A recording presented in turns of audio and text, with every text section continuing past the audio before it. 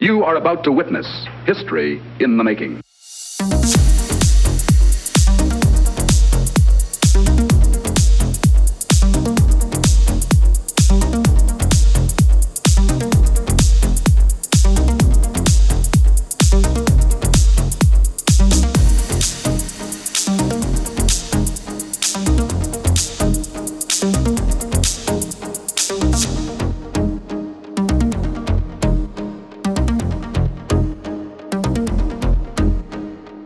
What's up, ladies and gentlemen, and welcome to another Pop Culture Gamers podcast. And today I'm here with Paul and Steve. But first off, just to say, there is a slight dip in the video quality of this one because we lost the beginning of the intro first for a couple of seconds. And Steve exited before all of his recording was uploaded. So I've had to go to a backup copy of it. So sorry about that. So over to you guys. How have you been? Not bad, thank you very much. Yeah, all good, thank you. Okay. So let's go to you first off, Steve. What's been going on with you? Not a lot, really. Just postman issues over the last week because I was expecting Thunderbirds to turn up midweek and didn't turn up. The postman said he couldn't deliver it. So I put a new date in there for a day later. It still didn't turn up. So I ended up going to the postman's box, my local distribution centre, on a Saturday morning and told him what was going on. But he said, well, I can see you diverted it for here, but it's not, can't see where it is. So I said, I'm off shopping, so, let me know. And he gave me a phone call back and said, I found it sitting on the floor in his office because the label was damaged. So they couldn't deliver it. So I emailed Anderson Entertainment and did a screenshot to look. This is what happened. Like they said, "Oh, thanks for that." So yeah, it just took forever to get here, but it was around the corner. So that's frustrating. It was. I mean, it might have been the last one on the printer. I don't know because it's very faded out. So I said to the guy, "Look, it would be a Thunderbirds on the side with hands on it." So he said, "Okay, I'll keep an eye out for it." They found it. So I got it last Saturday. So that was all right.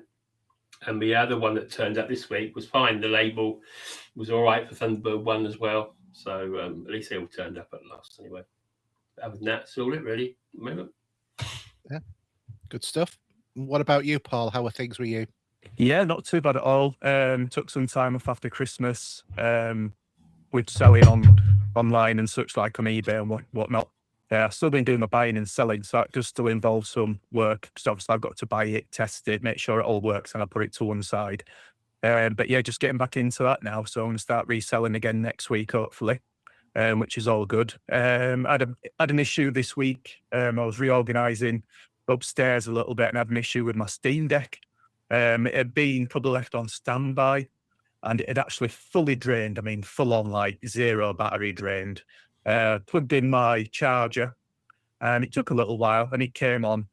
And anyway, I didn't think too much about it. I actually, as you probably know, if you put a password on the front end, it's a little bit like a games console where you can do it if you control, like the 0 to 9. Yeah. So it's like up, down, blah, blah, blah, blah, blah. So anyway, didn't think too much about it. And then I'm sort of messing around a little bit further and I noticed, hold on a minute, my touch screen's not working.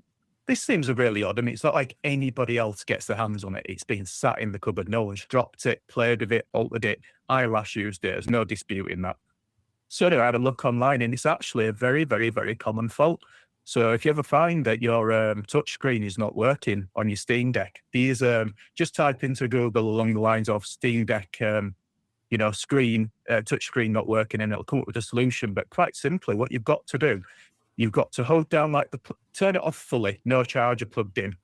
Hold down the volume button permanently, press the on button for a few seconds, and then it'll go into like the BIOS. Yeah, like a BIOS, and you go into like a section on there called battery optimization or something.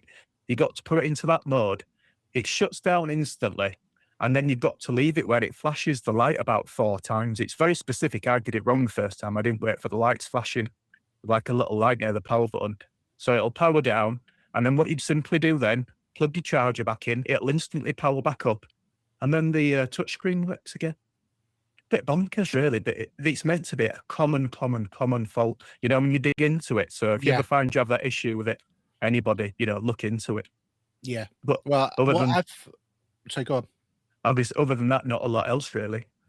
Yeah, because what I've found with the Steam Deck is when I've been, because I installed the I forgot what it is, the whatever it is utilities. The one where you change how much video RAM and stuff like that.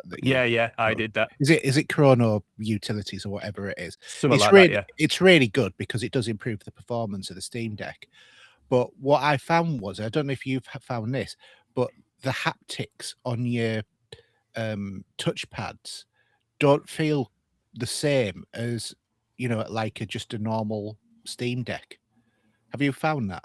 Now, what I will say is that I put it on quite early on my Steam Deck, and what I did notice, although I didn't notice before and after, but now you bring it to my attention, when you rub your fingers over it, is it almost like too much vibration? Is it almost like too ribby, like almost like it's ribbed? When you're rubbing your finger on it, as that kind, yeah, and that's how the Steam Deck is naturally, but then it tones it right down on the normal one, which I don't mind because to be honest, I hardly ever use the touchpad anyway.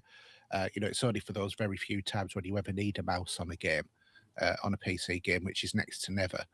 So yeah, it was just one of those things that was really interesting that that I'd come across on that.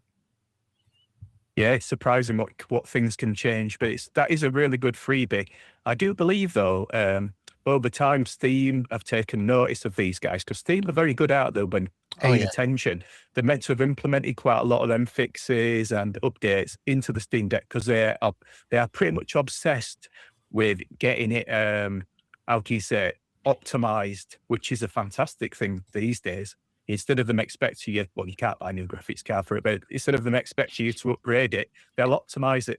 Oh yeah, I mean, totally. I think that's the important thing about the Steam Deck is that they've got all of that support from Valve in relation to it. I think the problem that there's going to be at the moment is the cost of RAM and storage, which is obviously having an impact on the release date of this, the TV version of the Steam Deck, what was it, the Steam console.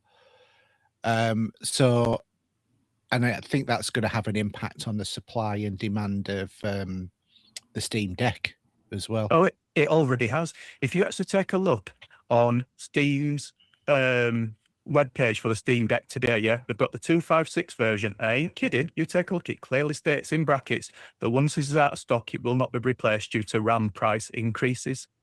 It even says it on the website. Another thing as well, which brings up a point of interest, is that due to the ramifications of these price increases, no pun intended there. Not at all. So, but they've actually, Sony and Xbox have pretty much clearly said, no new console potentially till 2028. In my opinion, brilliant. I don't think they've maximized on them consoles. I think there's plenty of life in them consoles yet. 2028, cool. I think when you look at the PS4 and the Xbox One, when we were this far into the console, the games were a lot more advanced compared to where they started from than they are in this gen. I don't feel like this gen's even got going yet. No, me neither.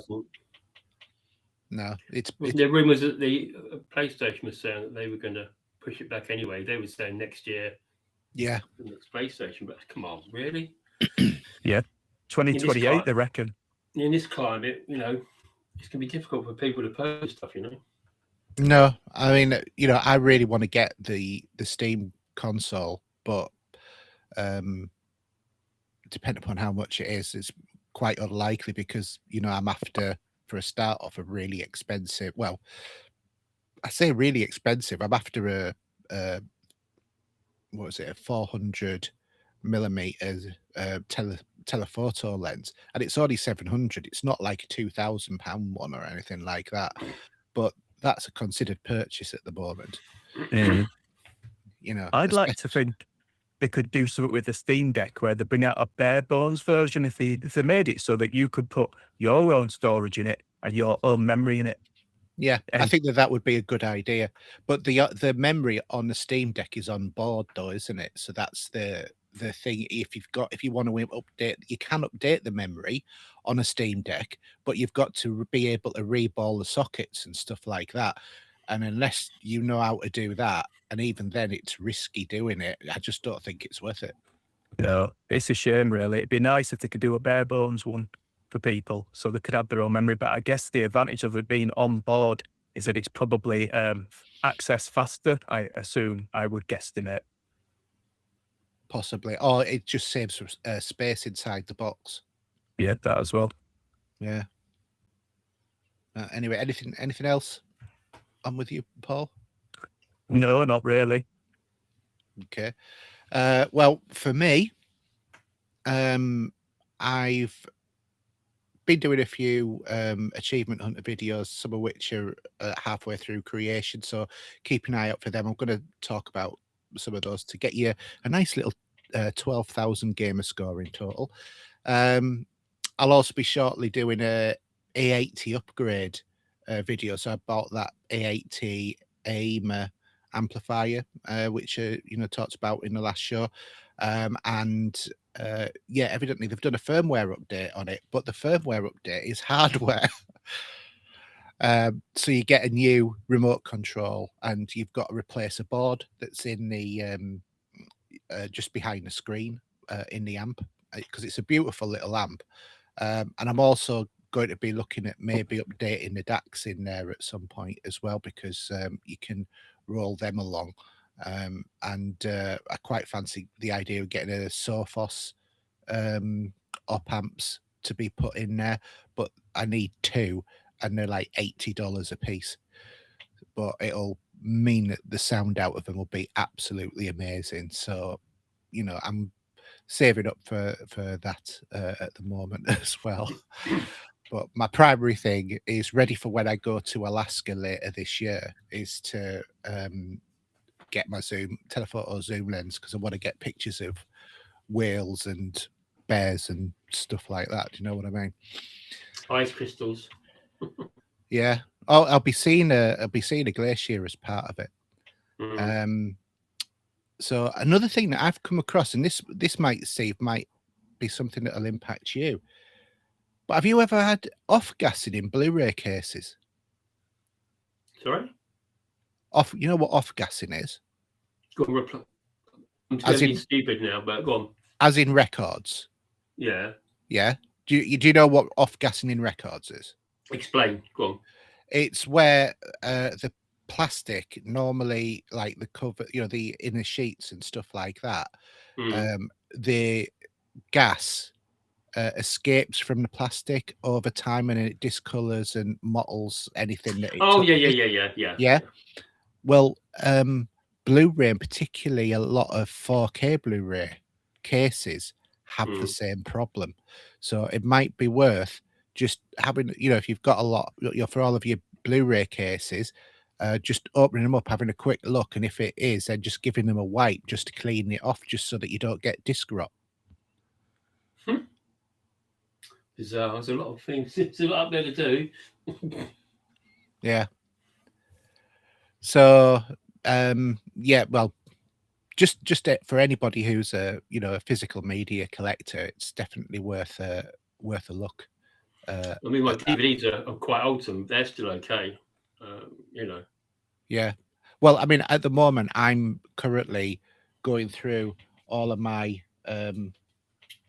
my collection of movies, just a collection I have to hand, putting them onto my NAS, which is taking forever. I'm in the H's now.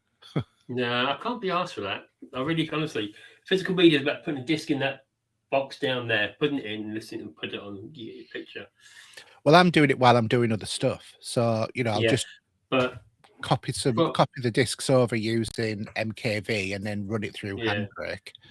It takes a couple of hours to do. Well, it takes about an hour to do a movie in total. But I've yeah, but you get blemishes on that maybe as well, though. You want to put the disc in and want to read the Blu-ray player. It's just going to be much better than that, surely. Well, no, it depends upon how much you cut down in terms of through handbrake to remove the or to reduce the size of the file, because on MKV it's basically just a copy of what you've already got without any signal degradation. But the problem is a movie's going to be like 30 gigabytes at that, and unless you've got like mega storage. No, the amount of movies like you and I have, it'd be we'd run out of space in no time. But what I'm doing is just it's just for those times when I want to watch a movie, but I don't want to have to go and find the disc and whatever, and especially if it's a Blu-ray movie rather than a 4K, because a 4K is a bit more of a considered purchase for me. So what I'm doing is ripping all of my Blu-ray movies and putting them onto the NAS, and then I don't really need to bother with the discs anymore. I can just like put them away in a cupboard and then free up some space. Okay. But that's what I'm doing. Anyway, shall we go on to gaming this week? No longer a dream, but a reality.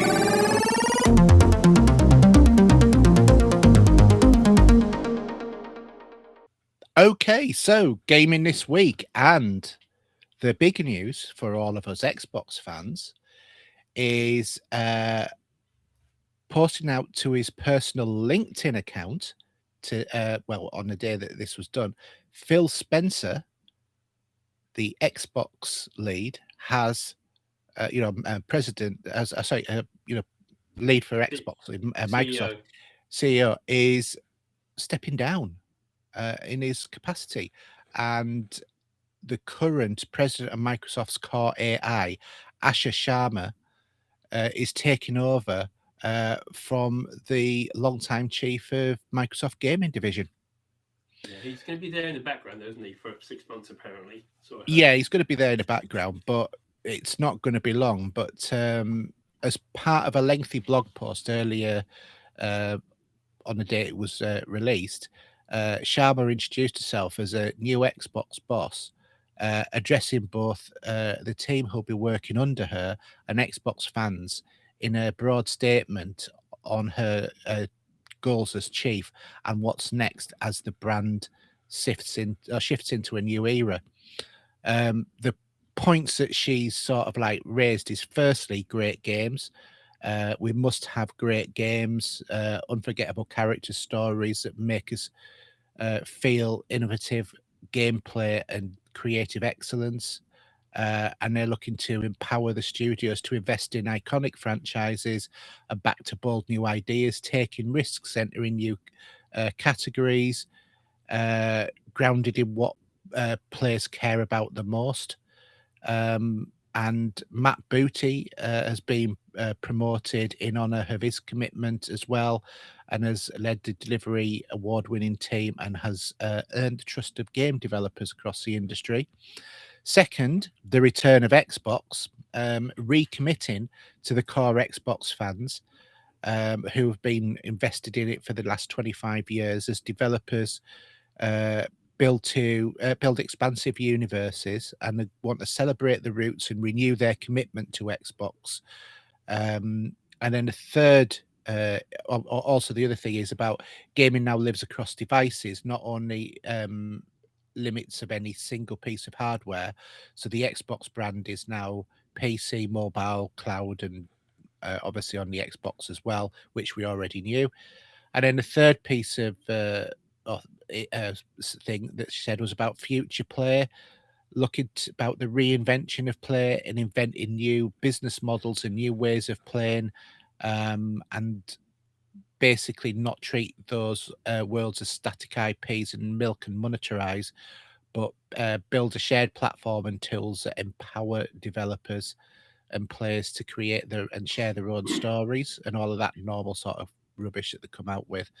But basically, they're looking at the commitment for the next 25 years belongs to the teams who dare to build something surprising and the players as well. And I want to reinvent the brand back to its renegade days, which was the spirit that Xbox was built with in the first place. Yeah, she did say, or there was something else that I saw a tweet, that she's on about saying Xbox should go back to having exclusives, which I suppose, maybe there's going to be something like that. I don't know. I think one of the things that they should do is cut out the day one games on X Pass or Game Pass and reduce the cost of Game Pass correspondingly, so that if you want to buy the game, you actually go and buy it. Well, they should reduce the price of games though, but you're talking £60-70 now, or even up to 100. Yeah, exactly. Well, technically, you can do that because you just buy premium instead of ultimate, because premium is the same but without the day ones. They just come 1 year later. But yeah, but I think for some of us, like you want to get Forza on day one or Fable. So yeah. But she mentions 25 years. I think that's a little bit of a, we ain't going anywhere soon quote, really, which is a good thing. I want there to be competition in the marketplace for sure. Absolutely. But what I will say, with her being with AI, one thing that's sprung to my mind is that surely they can analyze all that AI data based on age, popularity of games, and genre. So they've probably got all the data there that says, look, these guys below 21, they love these games. Let's do some of them for them guys. Let's do some for these guys in the middle, 20 to 40 and 40 onwards. They've got all the data there, really, to be able to produce what they need. I know they've still got to get a quality product out there. But there's been loads of studies nationally about, or internationally about gaming. And certainly for the British and European markets, the one thing that always seems to be the finding out of everyone that they do is we want more story-based games. We don't want the Fortnite model and stuff like that. But that's what always seems to come out of all of these studies. So, it's like just when you hear there's going to be another study, well, you know what it's going to be before, you've even got to the end of it. So I just think it's going to be interesting, but she's coming from an AI background, which is that a good thing? It depends. My brain says the ultimate game that we'll eventually get will have some AI intelligence in there that can analyze your style of gameplay, and it alters its difficulty accordingly. We've had AI in games for years because that's what the enemy adaptive difficulties are. In even going back as like to Metal Gear Solid and stuff like that. Two, and all of that had AI that adapted to your sort of gameplay. So it's AI in gaming is not a new thing, but obviously it's more intelligent nowadays than it was. Bear with me a minute, I'll be right back. Yep, no problem, Steve. So yeah, there's there's a lot there in terms of it, but I'm not sure. I think I would have rather it had been somebody who was more passionate about games than AI to take over the lead in the Microsoft Games division. I think the problem is that AI is the new buzzword.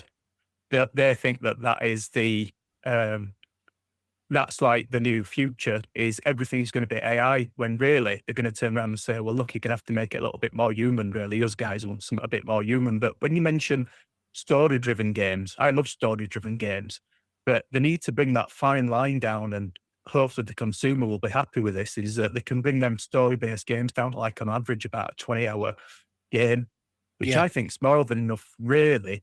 As we know, the Assassin's Creed games, they could be 50, 60, 70, 80 hours more. It can be a daunting task. Well, to complete all of Assassin's Creed 100%, Odyssey that took me 97 hours. I finished the story, the main story, in like 50 hours, something like that. But to do all of the extras, including all of the DLCs, and do all of the achievements, that was like 97 hours of invested time. It's huge investment in time, is that. And when it came to Valhalla, it just wasn't good enough to last that. I think that the previous Assassin's Creed, was it Mirage, was a much better one than Assassin's Creed Shadows was, because it was much more limited in terms of the scope of it. I think that they tried to go for the Ghost of Tsushima kind of a feel with Shadows, which didn't really quite come off in the same way. It's too good, isn't it? Those games are like, they really nailed it, those guys, with the Ghost of Tsushima and such like. But yeah, they've got a tough one on the hands there. And plus, I don't know if you've noticed as well, I keep an eye on a lot of prices. But Assassin's Creed Shadow, you're starting to see it flying around now, brand new for $26.99 already. And we all know that game, a little bit like Resident Evil games, often there can be, there's a new Resident Evil game, as we know, coming out. That in probably 8 months' time might be down to $24.99. You know, it soon drops in price. Did the pass? Have you got your parcel, Steve? Yeah, there it is. Look. Fantastic. 100 years old tomorrow. Well, next year, shall I say, which is really good. Brilliant stuff. Anyway, what did I miss?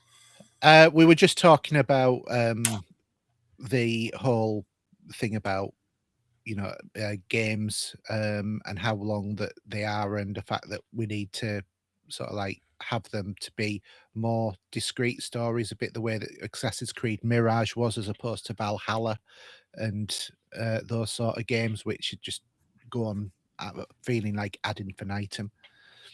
Wasn't that on Game Pass now, isn't it? That it is, yeah. But just we were talking also about how about Shadows as well.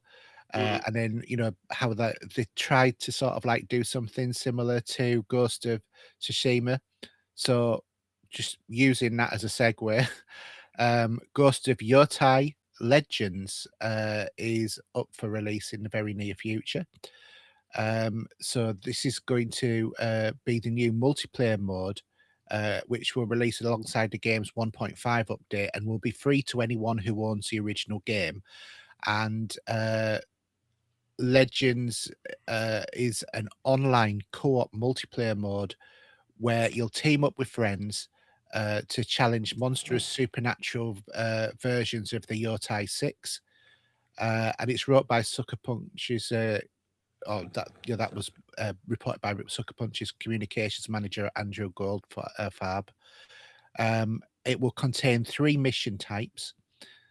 Survival sees players team up to take down waves of increasing difficulty enemies on various maps. Story, players will take on a series of 12 missions.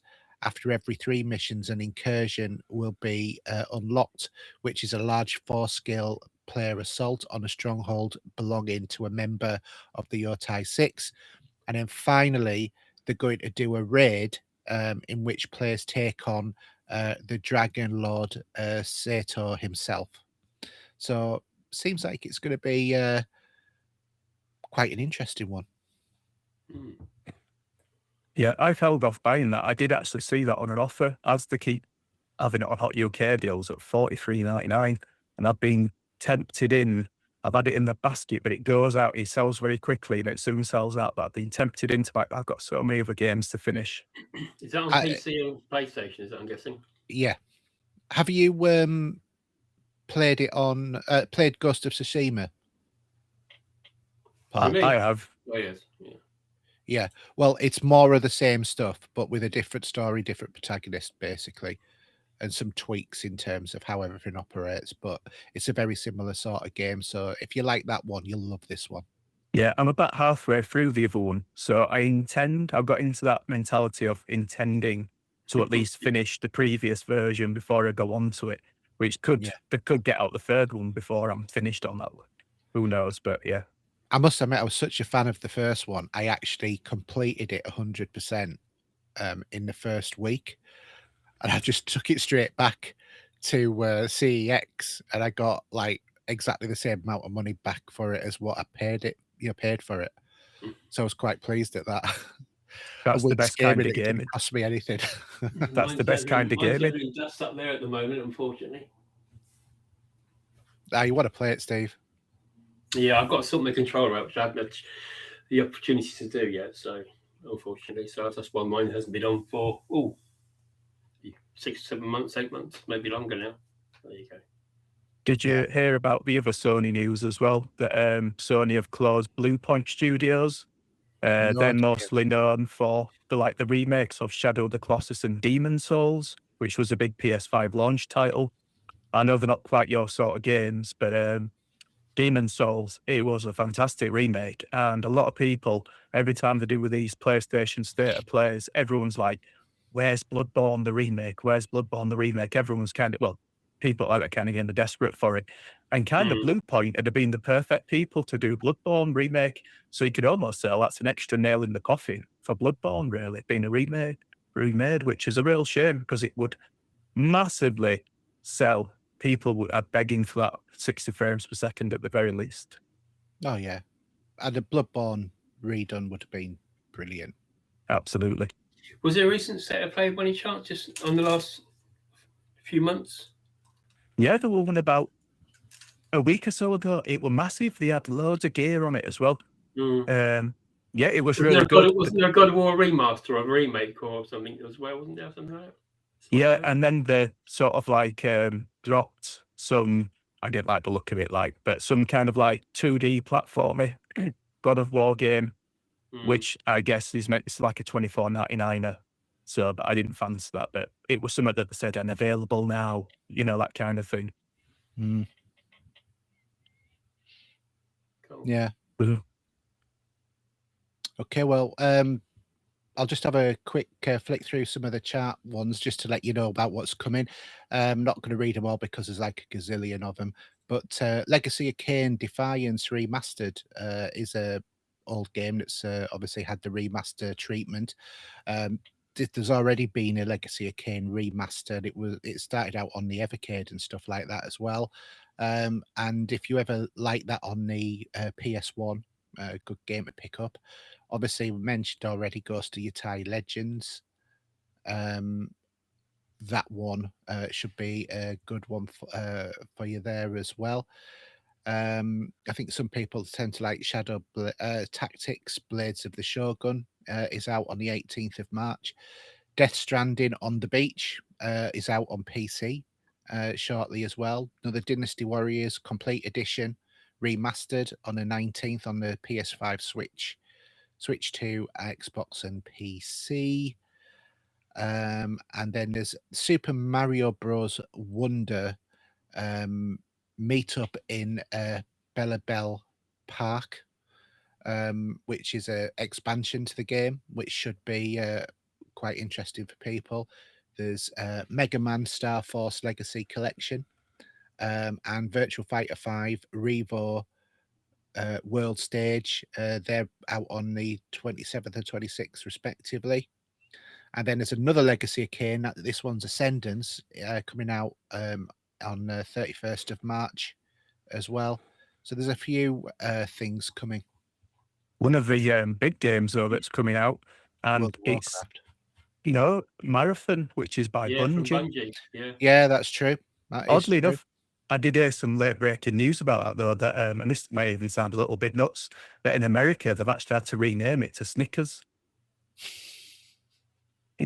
Don't get habits off of him, please, Paul. Come on. I do the funnies on this show. I never said it was funny.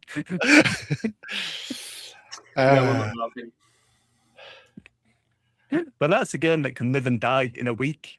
Yeah. That Marathon Man, they'll spell Marathon Man, that's a film in it. But that Marathon, they would have spent a fortune on that, and other studios will have been closed down because of their vanity to have the ultimate Fortnite equivalent. And that I wouldn't be surprised if it's done in no time. Well, to be fair, what's happened also is that the Destiny 2 expansion has been delayed till June. So I'm not saying this is the reason why, but you know, It something to is. do with that. They are saying they're going to redo the structure of Destiny and how they present it, and there's little bits and pieces, but it's got to be something to do with it, surely, you know. Oh yeah, it's definitely got something to do with it. A couple of other games on that list as well, which are worth mentioning, is that Solista 2. It's an RPG. It's like a AA version of Baldur's Gate 3, and the first one was well received. And that Crimson Desert is meant to be a really good game too. One that's been in production for quite some time. I believe it started off as some kind of like 2D-ish sort of overhead sort of game, and now they've turned it into like a bit of a Witcher. Yeah.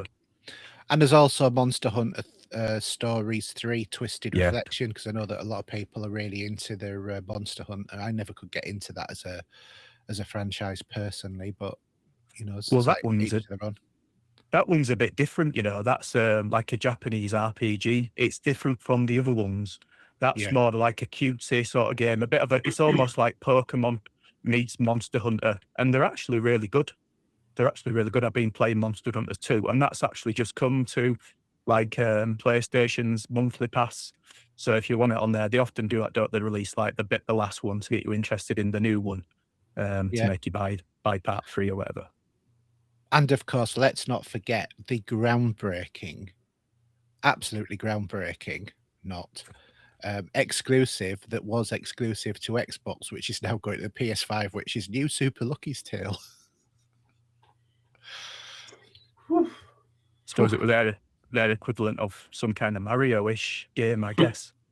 Yeah, it is. I've played it. It's all right.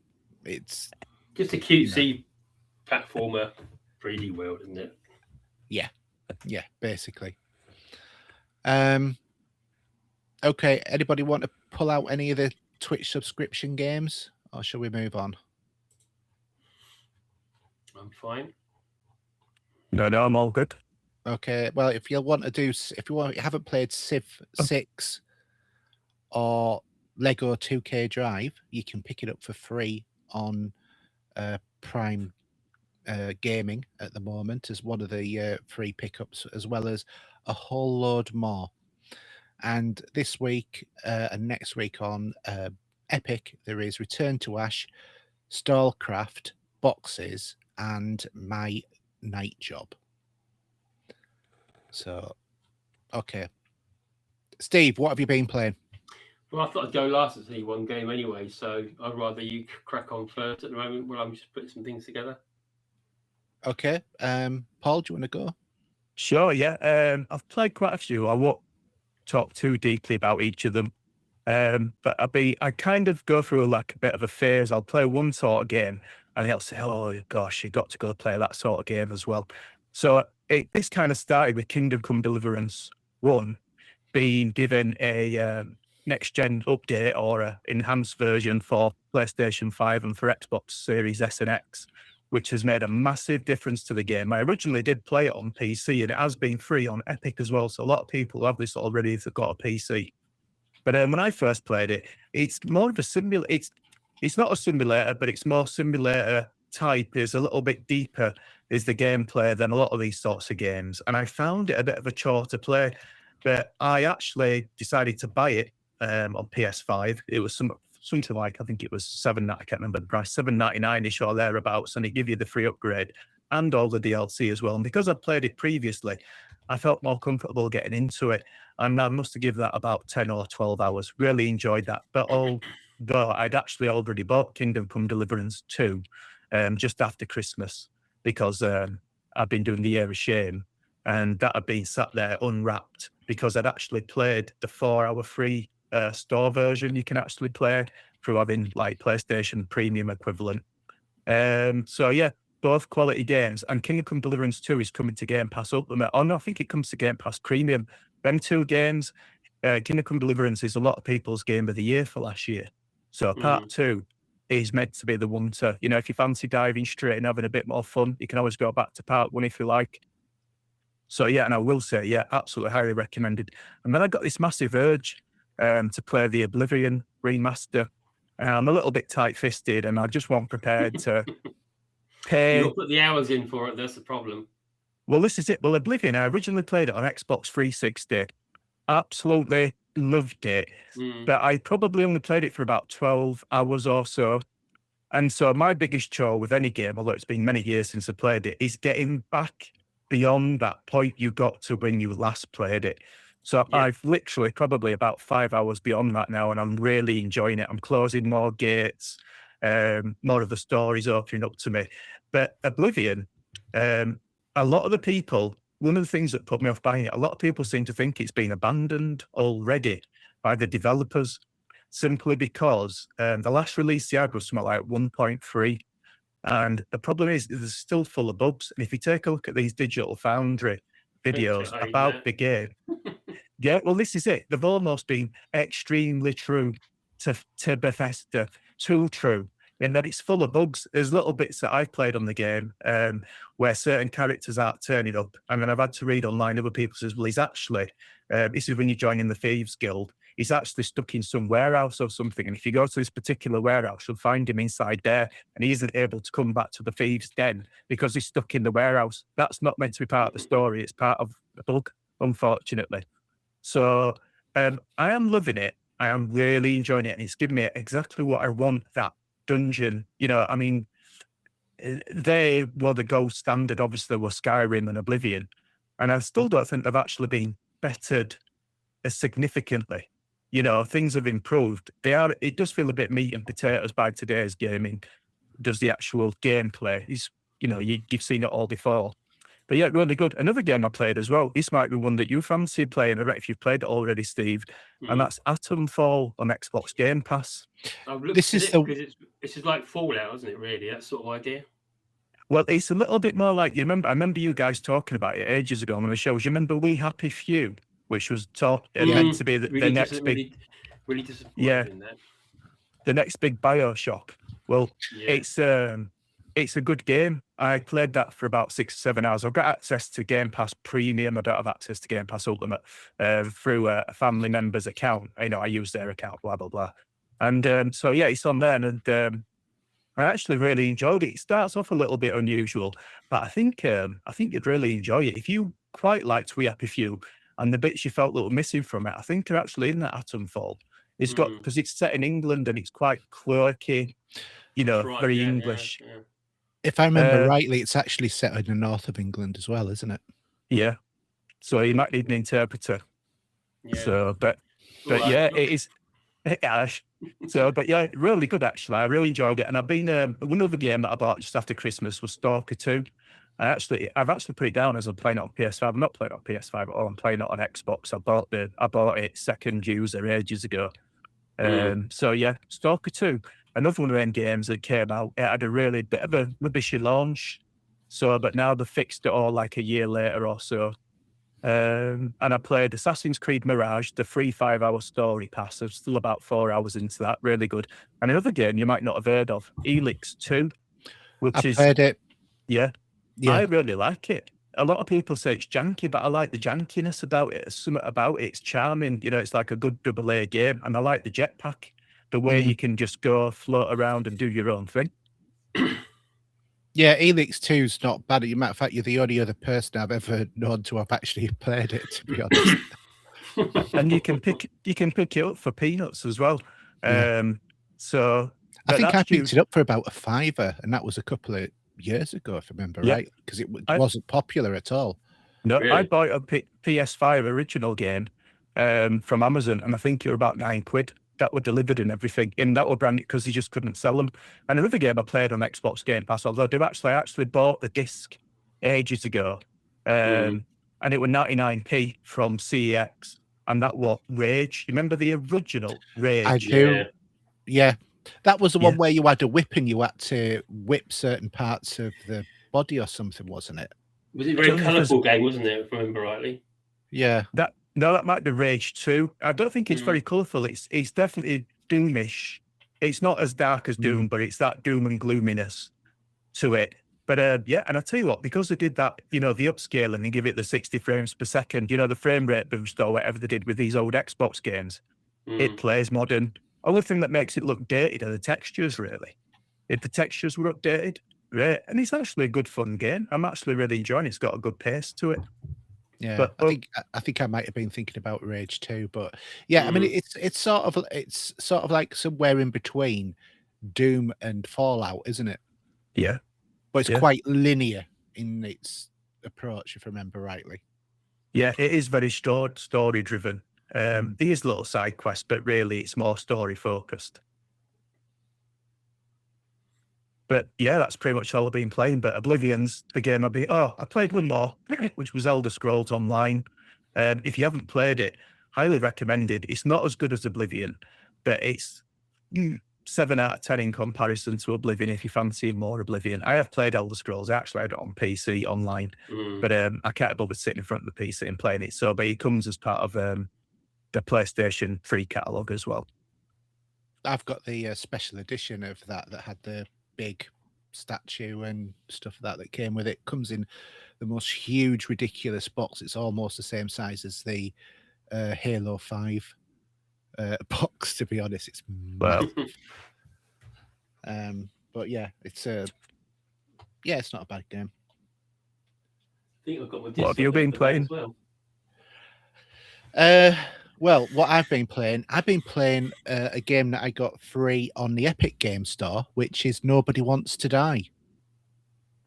So this is set in the year 2023 in a world where death is no longer final because bodies are what is known as shells, which you can discard and you can basically upload yourself to a new body. So you play James Cara, a detective in the mortality department who's investigating a series of murders perpetrated by a serial killer targeting elite members of the city. When you're instructed by your boss to report that the last murder as an accident, you decide to investigate further. And this is a real dark, immersive, neo-noir, Blade Runner-esque sort of game filled with sort of like tension and style. The visuals are really quite stunning in the game. Really nicely created characters and stuff like that. And obviously has that cyberpunky sort of vibe going to it. It's got a story that blends sort of like mystery, the mortality, and the futuristic tech, and it's really atmospheric. And you have to search for clues, analyze the findings, stuff like that, and then build up cases, which is a lot harder than it actually appears. So yeah, it's not, considering I got it for free, it's a great game to have for free. I'm not sure how much it is generally, but that was on PC, but certainly one to look out for. Or if you like I am, and every time that Epic drop a free game, you just add it to your catalog just in case, go back and have a look in your catalog and install it on your PC. Or if you've got it on your Steam Deck, if you've got the ability to play your Epic games on there. So that was a good one. Another thing I got, because obviously I've got the Evercade console, I got this. The Taito Arcade 1. And on here, there's Bubble Bobble. There is Chack and Pop, Colony 7, Don Doko Don, Growl, Pirate Pete, Ramis, Space Invaders, 2 versions of it, and The Legend of Cage as well. But it's really nice to have like Bubble Bobble, which was a great game to play, and Space Invaders, which is the reason why I bought this. But obviously these go on anywhere from your Hyper Megatech sort of like handheld consoles like these, and they all come on cartridges, or onto the Evercade consoles, which, if I can reach it, look like this. Because I've got a couple of Evercade consoles myself. I've got the Duke Nukem edition, and I've got the VS version and the handheld, and then I've got the Hyper Megatech. The Hyper Megatech I've got is actually the Taito edition, so it has a lot of the same games on, but not all of them are the same. But it's definitely, if you like your retro games, and you know, it's certainly a good alternative to buy. You know, if you want to legally own the stuff and you don't have the original ROMs, and you've not downloaded them from, you know, Uncle Torrent or anything like that, it's a good way of getting the games legally. And then I've got 2 achievement hunter videos coming up, which is for a couple of ones that have been sent through. These have both got 2,000 gamer score on each, and they are stackable gamer score. So you can get 2,000 on Xbox One, Xbox Series S and X, and PC if you get it on all of them. So within, you know, like 3 or 4 hours, you can get yourself 12,500 gamer score. The first one is called Dino Escape, which is a simple platformer where you've got to avoid obstacles, grab a key, and get to the end of the level. And then the other one is Little Cat, the Lost Key, which is pretty much the same game but rebadged slightly differently as well, with obviously a cat rather than a dinosaur, and more appropriate sort of like surroundings. But you know, if you're into your achievement hunting and you want to get 12,000 easy gamer score, best way to do it. So just keep an eye out, because these things are always coming on sale on the store as well. But if you want to see what the gameplay is like, I'll stick the videos on the YouTube channel, and they'll be also linked into Xbox achievements as well. So Steve, you finally got hold of Final Fantasy Intergrade. Well, yes, but I have played it on the PlayStation, but it broke. Okay. I only got your PlayStation's broke? Well, just the controller, so I can't use it. So, but I've got some questions for you, because I'm on about, where am I up to? I think looking at my achievements, I can see I'm at chapter 13, 14 at the minute. Okay. I know, no spoilers, but I know there's so many chapters, so I know how far I've got to go without telling anybody who want to know. You haven't got that far to go. No, I know that. But so the achievements in the house. Have you? Oh, that was ages ago. Yeah, I killed it. No problem. That was easy. Lots of people seem to really struggle with fighting that thing, and I got in the arena. In the arena. Yeah. I go back there occasionally now just to try something else out for me. But there's a lot of gamer scores. There's 1,000 gamer scores for the game, and I'm not sure where all that content is, if you know what I mean. Right. A lot of the content, some of the games is designed for you to play the game over and over again. So I think that for example, one of the achievements, which is quite a difficult one to get, is you have to play through wearing certain clothes or carrying certain items right the way through the game, like 5 times. Right. Do you keep, without spoiling it, this is a question I do have, all the kit you get and pick up, do you get to reuse it in the next game as a playthrough? I think there is a new game plus. I can't remember whether or not you carry it forward. I think you carry your skills, but I'm not sure about the weapons and stuff like that. But it's Final Fantasy. All you ever need to use is a broadsword anyway. I know I've got 5 swords already. Yeah. Different swords. But yeah, I'm trying to get the ultimate summoner at the moment. So I've got there's only one more summoner to get, which is where you've got to deal with the looking at different enemies, getting their information and data and all that sort of stuff. So I've been getting there for that one. But yeah, I really love it, and it's really good to know that Rebirth is out in June on Xbox. So that would be great, and then we'll have to wait until 2027 for the final part, which will coincide with its 20th anniversary. Yeah, but to be honest, by the time you've actually finished 2, it'll probably be a couple of weeks. No, because I'll be playing it 2 or 3 times, to be fair. if it's coming out in June, then that'll be done in a few months. I don't know how long the second game took you. I still haven't finished it. Okay. I found go on. I found Rebirth to be really light-hearted in comparison. The integrate is quite dark in the respect of, the story, but Rebirth is has a bit more fun to it, I found. Is in the, it's a bit more light-hearted. Yeah. I mean, I'm like, I don't know about you, but I'm one day, 28 hours in on my time play.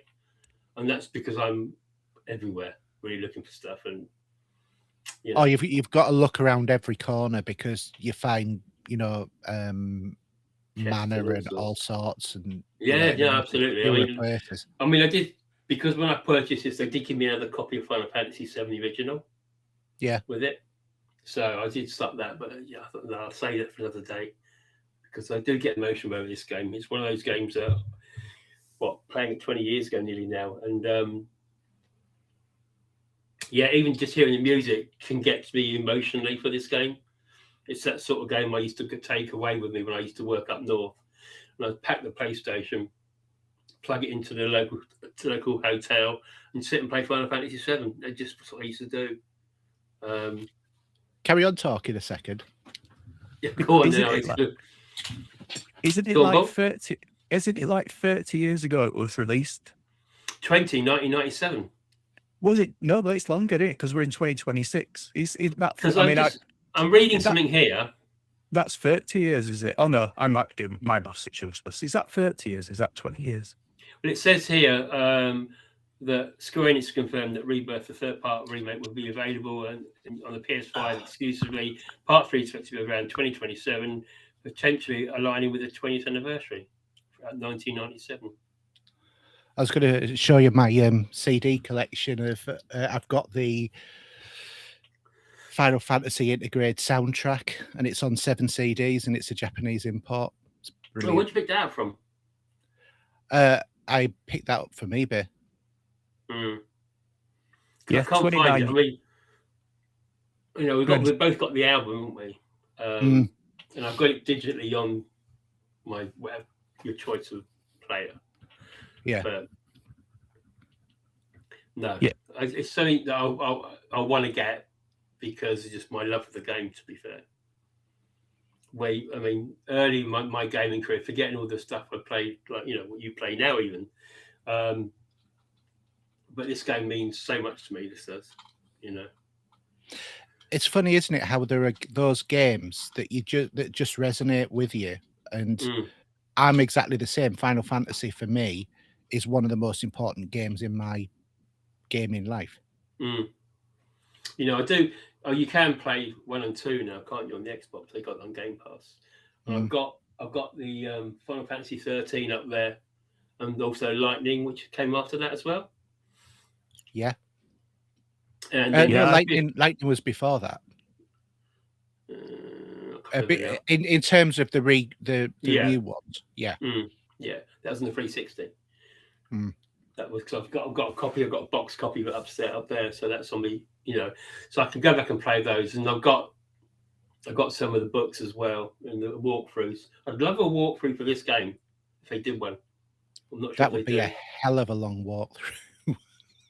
Well, it could be 3 books, couldn't it? Because what's the one I got over here? Can't really see it. I can just see my Fallout and Bioshock books.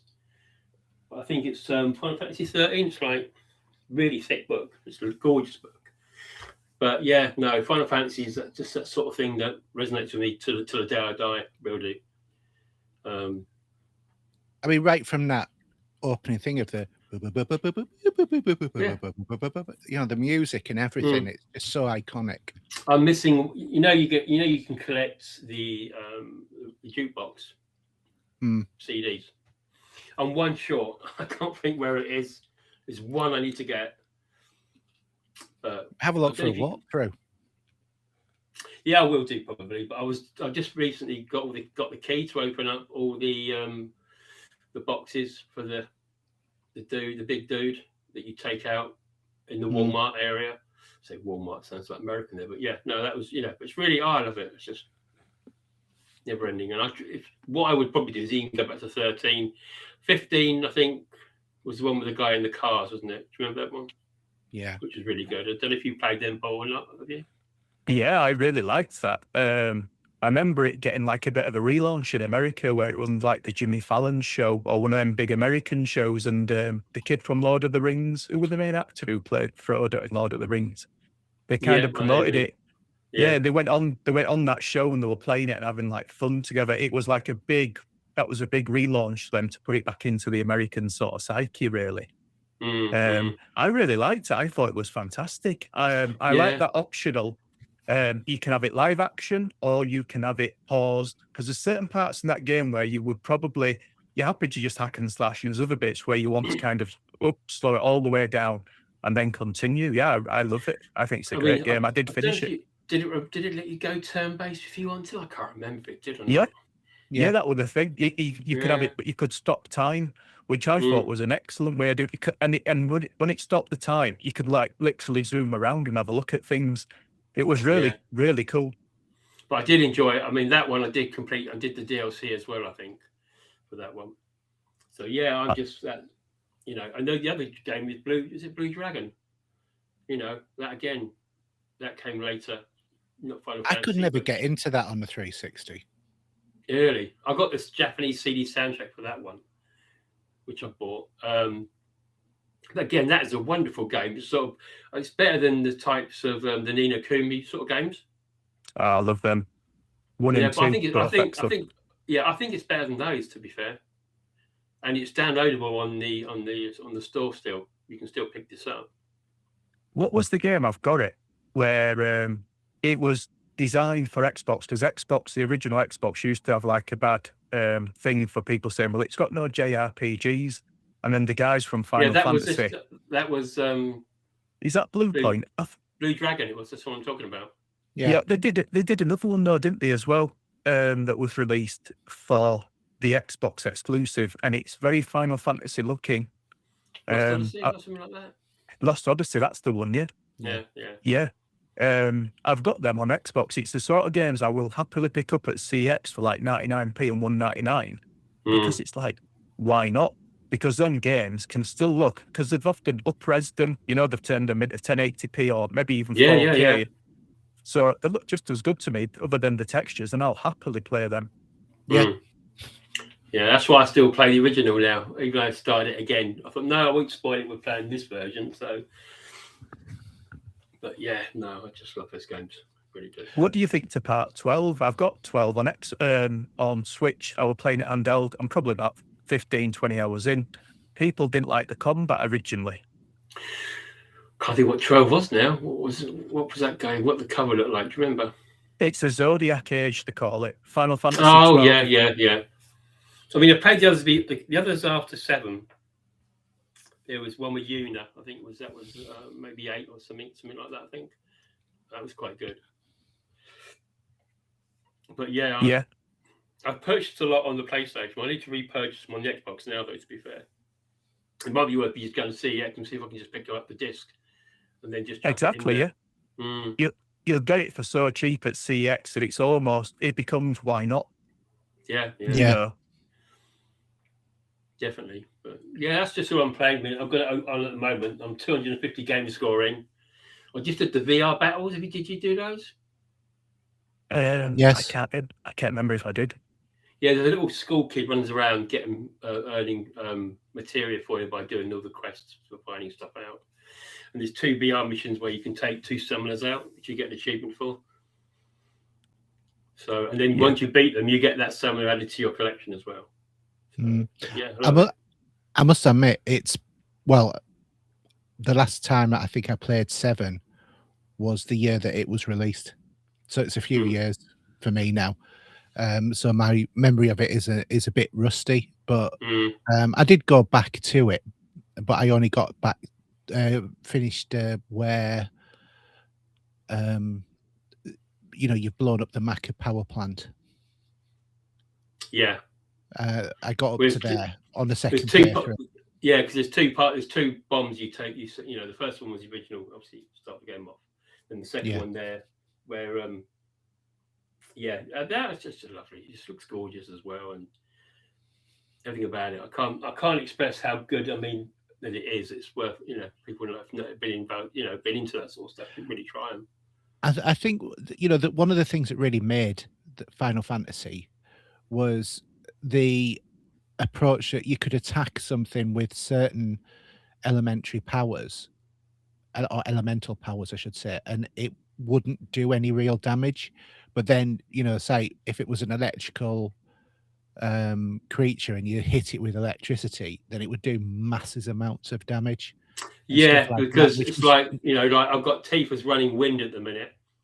So I think with wind, I'll change to her, and if but I think with sort of flames, my summoner infrared will take most stuff out after a bit.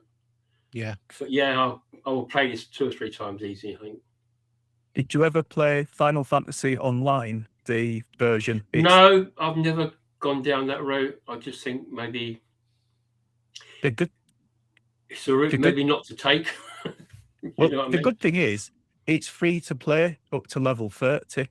So you can give it an evening. I mean, level 30 would take a long time to get there. So it's one of them games that's, if you've ever at a loose end, you fancy trying it, you better play it for free.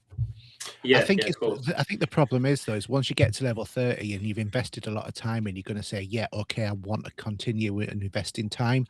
And then at that point, they've got you, because it's either going to be you're going to keep playing it and keep paying for it, or you're going to play it and then forget to cancel your subscription.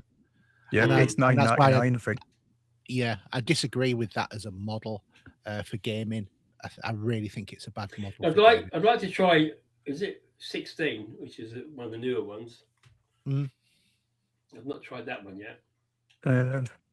What I will say, that's where Elder Scrolls Online wins. There's no subscription unless if you play it on PC. There's not even there's no subscription. You can pay for a subscription if you want to get certain benefits per month, but they're not necessary in the slightest. Yeah. I've got Final Fantasy X, and is it X2? I've got it on Steam Deck. I bought it for not too much. That's the one with Una in it, who's in the water at the beginning. Yeah, she's sort of like into. Yeah, I've got Final Fantasy 16. I think what the problem is about Final Fantasy 16, right? The story is fantastic. The graphics are fantastic, but it's very, very stop-start. You'll walk about 20 paces and it'll do a cutscene. I'm almost not exaggerating. But the bits where you are totally taking part, where you're invading a place or doing a big action scene, it's amazing. It's like Devil May Cry. It really is fantastic. I would highly recommend playing it. Yeah, what about Final Fantasy Core Crisis? Where it is? Yeah, I've got that one. I'm typing it in because sometimes I've played them and I can't remember what it is. I think it's called Reunion as well. Yeah. I played Core Crisis. It was one of them that, I had this urge, I've got to buy it. I must buy it. And I picked it up pretty cheap on PlayStation, and I was bored in no time. It's I don't know. It's just not aged very well, I don't think, personally. Yeah. When you put Final Fantasy into Xbox, it's there. Everything's there at the moment. Yeah. I mean, on Steam, I've got 7, the original, 7 Ever Crisis, Rebirth, Remake, Intergrade, Final Fantasy 8, 2 different versions of it, Final Fantasy 8-2, and Final Fantasy 15. Yeah, well, 13. That's what $11.99 is. Oh, say I've got the disc for that anyway, special edition disc. But that's $11.99, and so's Lightning 2, 13.2. That's only $14.99. So they're quite cheap. But if you pick up the disc anyway, you'd be just making a killing on it, really, wouldn't you? But I've still got the original Final Fantasy on the PlayStation 1. I'd love to probably pick up a PlayStation and just play it. If I could just convert it onto me HDMI. Yeah, well, on my PS1, I've got a little flip-up screen. Right. So occasionally I just plug it in, turn it on, and then just have a little bit of a whirl wandering around, the world. I think the thing about the original game, there's the train station bit, which you're running around. It's very difficult to navigate. Do you remember? And you're Mm. trying to get up the steps into different trains and out again. Compared to this, so blimey, what a different it looks like. Yeah. Unreal. So anyway, I could ramble about that too long. We ain't got time for that. So Yeah. No, Final Fantasy though is one of the best franchises that's been going on any platform, I think. And they're doing discount for 20% on the Rebirth as well at the moment. So on Xbox. Good value. Yeah, excellent game. And all my way of doing it, if anyone does that, is get your points on Xbox, convert them to different. You can just help pay for it. Makes it easy. Yeah, we got to make it as cheap as possible. Some people go through like the Iceland store or something, don't they? And that can get it a bit cheaper again. That's it. Yeah. Okay. Anybody got anything else you want to talk about games or? Not really. Nope. Okay. In that case, then let's move on to movies, TV, and streaming. In quest of a better life,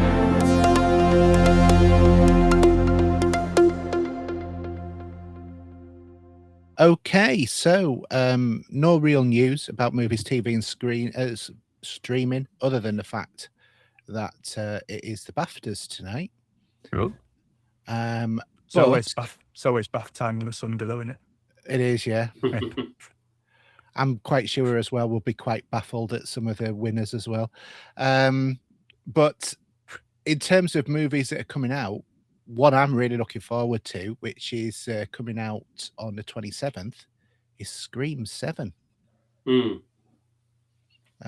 So me and my son have been watching the Scream movies, ready for the catch-up so that we can go and see it at the end of next week and enjoy it. Funny to say that I just picked up the first 3 in 4K. Nice. Last weekend. So I'll pick the others up. You can download the individual, but I just picked those 3 up first of all.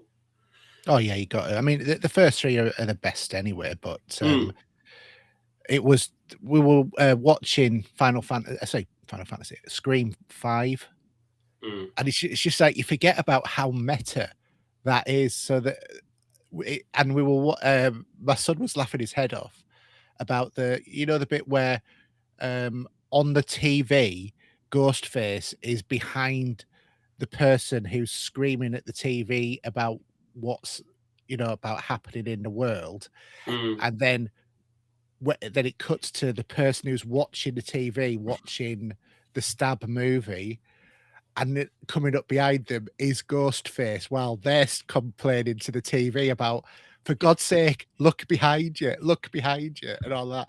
And it's just the clever stuff that they do like that just makes it so meta. I think is what makes these great. Yeah. I mean, obviously.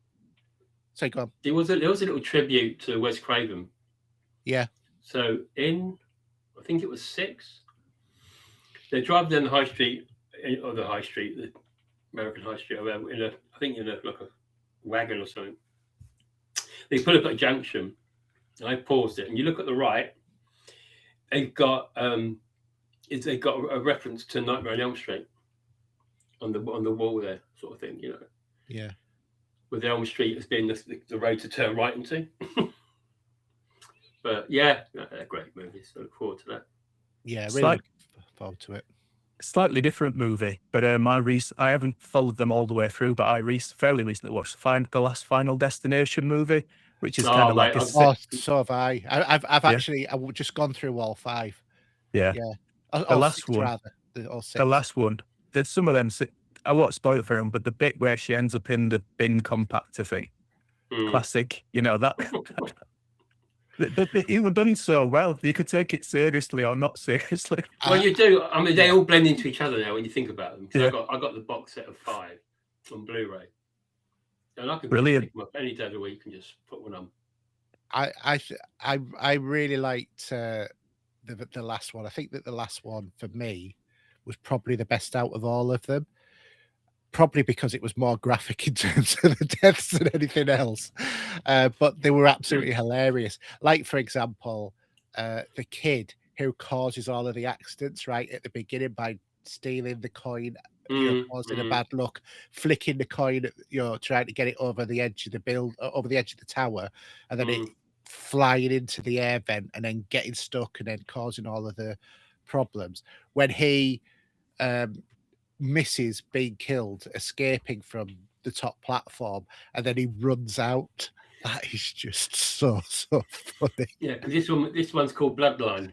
Bloodline, that's it. Not Bloodborne, Bloodline. Yeah, I absolutely love. But the last, I'd never really got into that because horror never used to be my genre. But I've really come. No, you've been picking up recently, haven't you? Yeah, I've been catching up chronic on horror.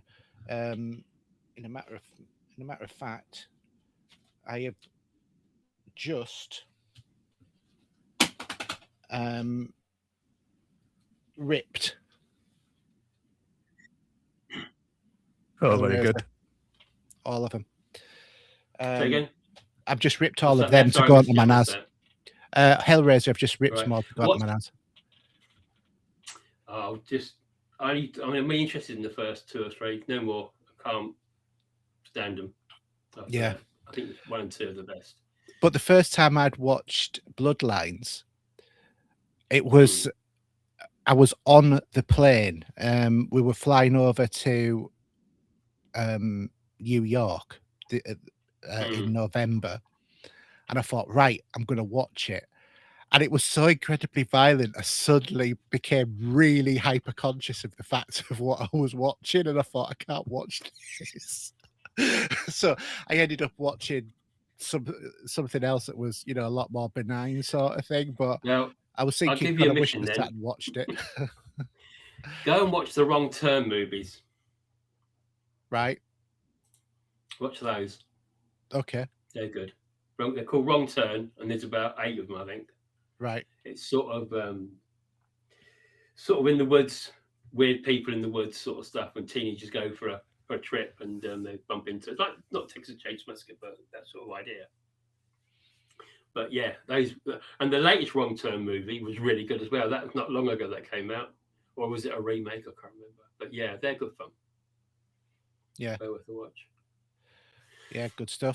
So other films that are coming out, there's Sirat, The Testament of Anna Lee, and Pegasus 3. That's all 27th of Feb. The week after is The Bride, which I think is like picking up. It's Frankenstein's Bride, isn't it?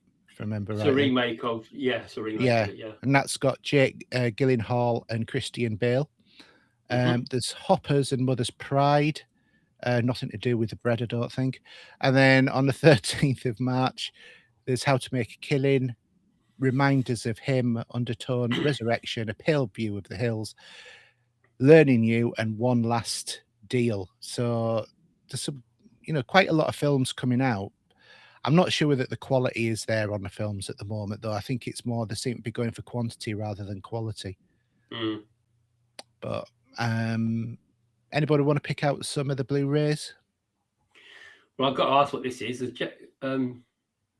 is it? Where did I just see that? Obviously, we know about Westworld. We've talked about that before. That's coming up shortly. So Excalibur limited edition, that's out on the 23rd, and Double Impact as well. If you're a bit of a Jean-Claude Van Damme. Japanese Godfather trilogy. What the heck is that? I don't know what that is. I don't know. Yeah, no idea what that is. Yeah, I mean, there's a whole load coming out. It's like about a page of them on the 23rd, and then there's very little. There's like 5 for the next 2 weeks. No, I would think all I'm interested in now is all the Arrow releases every month. That's all there is, really, to be fair, at the moment. Yeah, I mean, there is the Handmaid's Tale if people are into that. Paul, do you want to do the charts? Sure, yeah, I'll just go through. So the cinema charts, I thought some of these films have been out quite some time, actually. They are still hanging around. That's the thing. That's the thing about the cinema at the moment. It's weird. Except for one movie, because that's out there because it's so enormously great, and it's in there because they re-released the 4K recently as well. There's the top 5. There's The Housemaid, which I have read about. and have been tempted to watch, but he doesn't get the best reviews. It's meant to be like about 6 or 7 out of 10. Zootropolysis. If you said that to my son, he'd be going 6, 7 now. That's close. Yeah. So yeah, which is obviously animation. Predator Badlands, which I thought was really good. Yeah, I've got that to watch. I haven't seen it yet. Yeah, I think it's brilliant. I think you'll really enjoy it. I've got to talk about that in a minute. And then the Sinners. Now, this is probably potentially controversial. It's my film of the year at the minute from last year. Well, I enjoyed it, but I don't understand how it becomes Oscar worthy. It's not. I'm not saying it's a bad film. I'm not putting it down. I'm not saying it's not 8 out of 10. But Oscar for me shouts 10 out of 10 or 9.5 out of 10. I don't see the extra, them hard to reach, extra couple of points. That's the only thing. I'm not putting it down. I enjoyed the film, but I don't see it as being a 10 out of 10. I mean, Frankenstein might be 10 out of 10 to be fair, but Yeah. So, and then there's Anaconda as well, which is what's his name? Jack Black. Yeah. So it's probably a very good, fun film if you want to watch it on a Sunday afternoon and have nothing else better to do. It's probably a great film. But no, I've not watched that. And the Blu-rays. I must admit, I did enjoy Minecraft a lot more than I thought I was going to. I must admit, I've not watched it, and I've never really played the game. But I guess because Jack Black, he's the sort of guy that can make a film. He can carry a film, can't he? He could put in, no subject matters, and he'll attract the audiences. I guess that's why, that they get him in for these kinds of films. So yeah. But the Blu-ray chart, I must admit that Begonia, which is at number 1, I thought that was absolutely outstanding. Amazing film. Have you guys seen it? I haven't. Have you seen it, Steve? No, me neither. No, not yet, no. I'd honestly suggest watching it. It's absolutely brilliant. Obviously, the classic number 2, which is Lawrence of Arabia. Number 3, do you know what? It's a film I've never watched. It's a bit like that Metropolis that you've just bought. Stupidly, for someone that really enjoys cinema, I have never watched it. So, which is ridiculous, really, because you think you should watch that. It's like not watching, perhaps, like say, The Godfather or classic films like that. There's certain films you should really, really watch. Well, the 4K looks absolutely stunning, and also I'm going to put also in that, which comes out shortly, is Ben-Hur. That looks amazing. I'll tell you what, talking about old movies, I picked this one up. I've not seen it, but it looks interesting. Yeah, it's very 70s, if I remember rightly. It is very 70s. So I've feedback on that when I've seen it. Sorry, carry on. Then as number 3, a film I don't think I've heard of before, but sometimes I've often watched it but not heard of it for some reason. Cry of the Banshees. It sounds horror-ish. Is it a horror film? Maybe. Don't know. I'd have to give it a quick Google. Cry of the Banshees, but I'm not sure. It sounds that sort of way, doesn't it? Cry of the Banshees. Let's have a look. Oh yeah, it is. It's a horror film. It's a 1970s horror thriller, and it's got what's his face in it? Vincent Price. All right, yeah. So yeah, I know now. Yes, yeah. It's a classic. It's probably been on TV a million times back in the 80s. Like on a Friday night about 11 o'clock or whatever on Saturday evening. And then there's Dogma, which I presume is the film from the 1980s. It's with what's his 90s, isn't it? 90s with what's his face from The Matrix. No, it's Ben Affleck and Matt Damon. So and it got I was thinking for some reason it's got Jane Silent Bob in it as well. Yeah, I'm not sure if I've seen that. It's probably a film I have seen, but can't remember it. I think if I put it on, I'd be like, oh yeah, I have seen it. Oh yeah, I mean, it's a great laugh of a movie. You're back now. You both froze. No, we were still continuing, Stephen. Don't worry about it. It's just obviously you've got some. Did I freeze? Yeah, you did. Well, but you two froze when I thought I wasn't. Yeah, we were just talking. To be honest, I only just noticed, and then you suddenly started moving again. We were just talking about Dogma. Mm. Have you seen it? I think so. It might have been. Yeah, I think I've seen it. Yeah. Yeah. Well, I think it's is it 30 years, 40 years, something like that since it's been released. Yeah, probably. And that's why they're doing the re-release of it.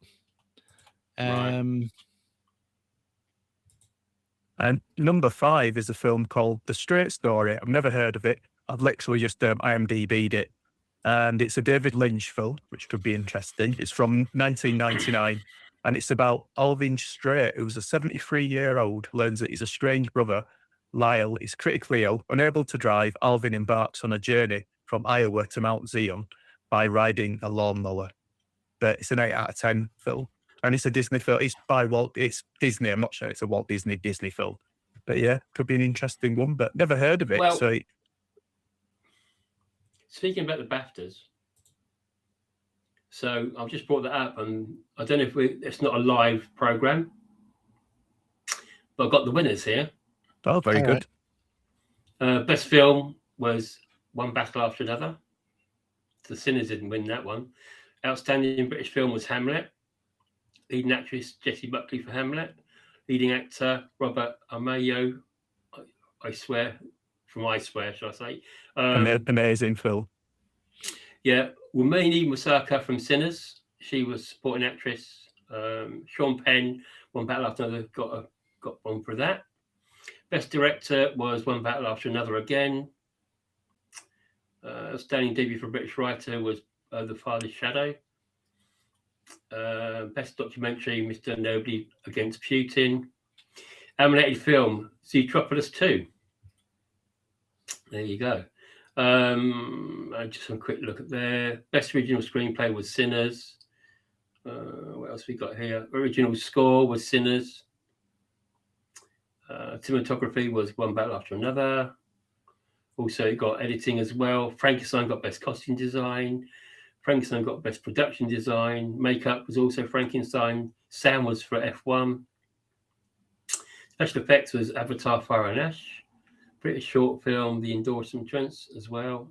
Yeah, there you go. Hot off the press. You'd think it'd be live, wouldn't you? Yeah, you used to do it live.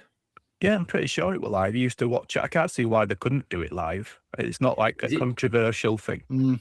It's not like the back in the day. You won't remember this, but the days of the pop awards, having things come up that they shouldn't be showing, that issues and stuff like that. Maybe, I don't know.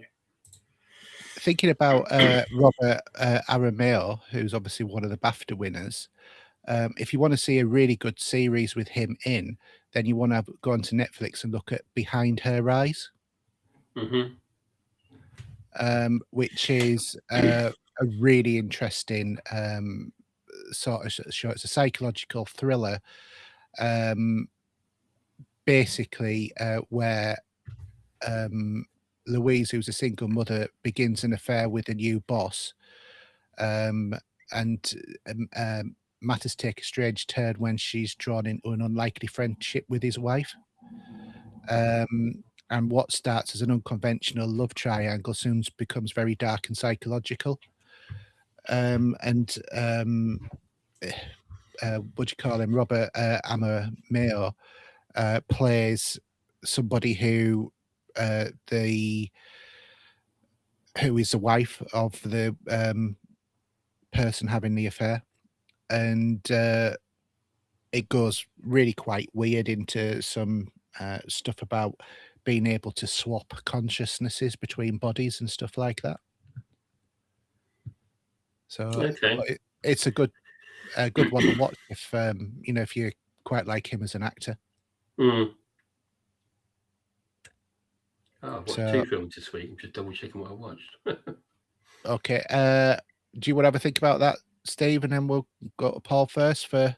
Go to Paul first. He's got quite a few there, and we've seen some of that, so yeah. Yeah, because I could talk about Wonder Man as well, and Sweet Pea. So, yeah. Oh, yeah, because we both watched Sweet Pea, didn't we? Yeah. Yeah, well, I watched Sweet Pea because you guys recommended to watch it. When I first started watching it, the first thing I almost had to do in the first 10 minutes is to Google if it was anything to do with that that TV series from last year, which was really controversial. Is it Reindeer something? Little Reindeer? What did they call it? Oh, that's about the woman that was harassing that guy, wasn't it? Yeah, that Yeah. was a real life thing, though. That Yeah. was. Yeah, but it was so similar in the way that it had been filmed and the style and everything. I thought this must be the same director. There must be something in there. I mean, it wasn't. It was totally by a different set of people. But yeah, I enjoyed it. I probably binged maybe the first 3 episodes and then did the rest over like a couple of weeks.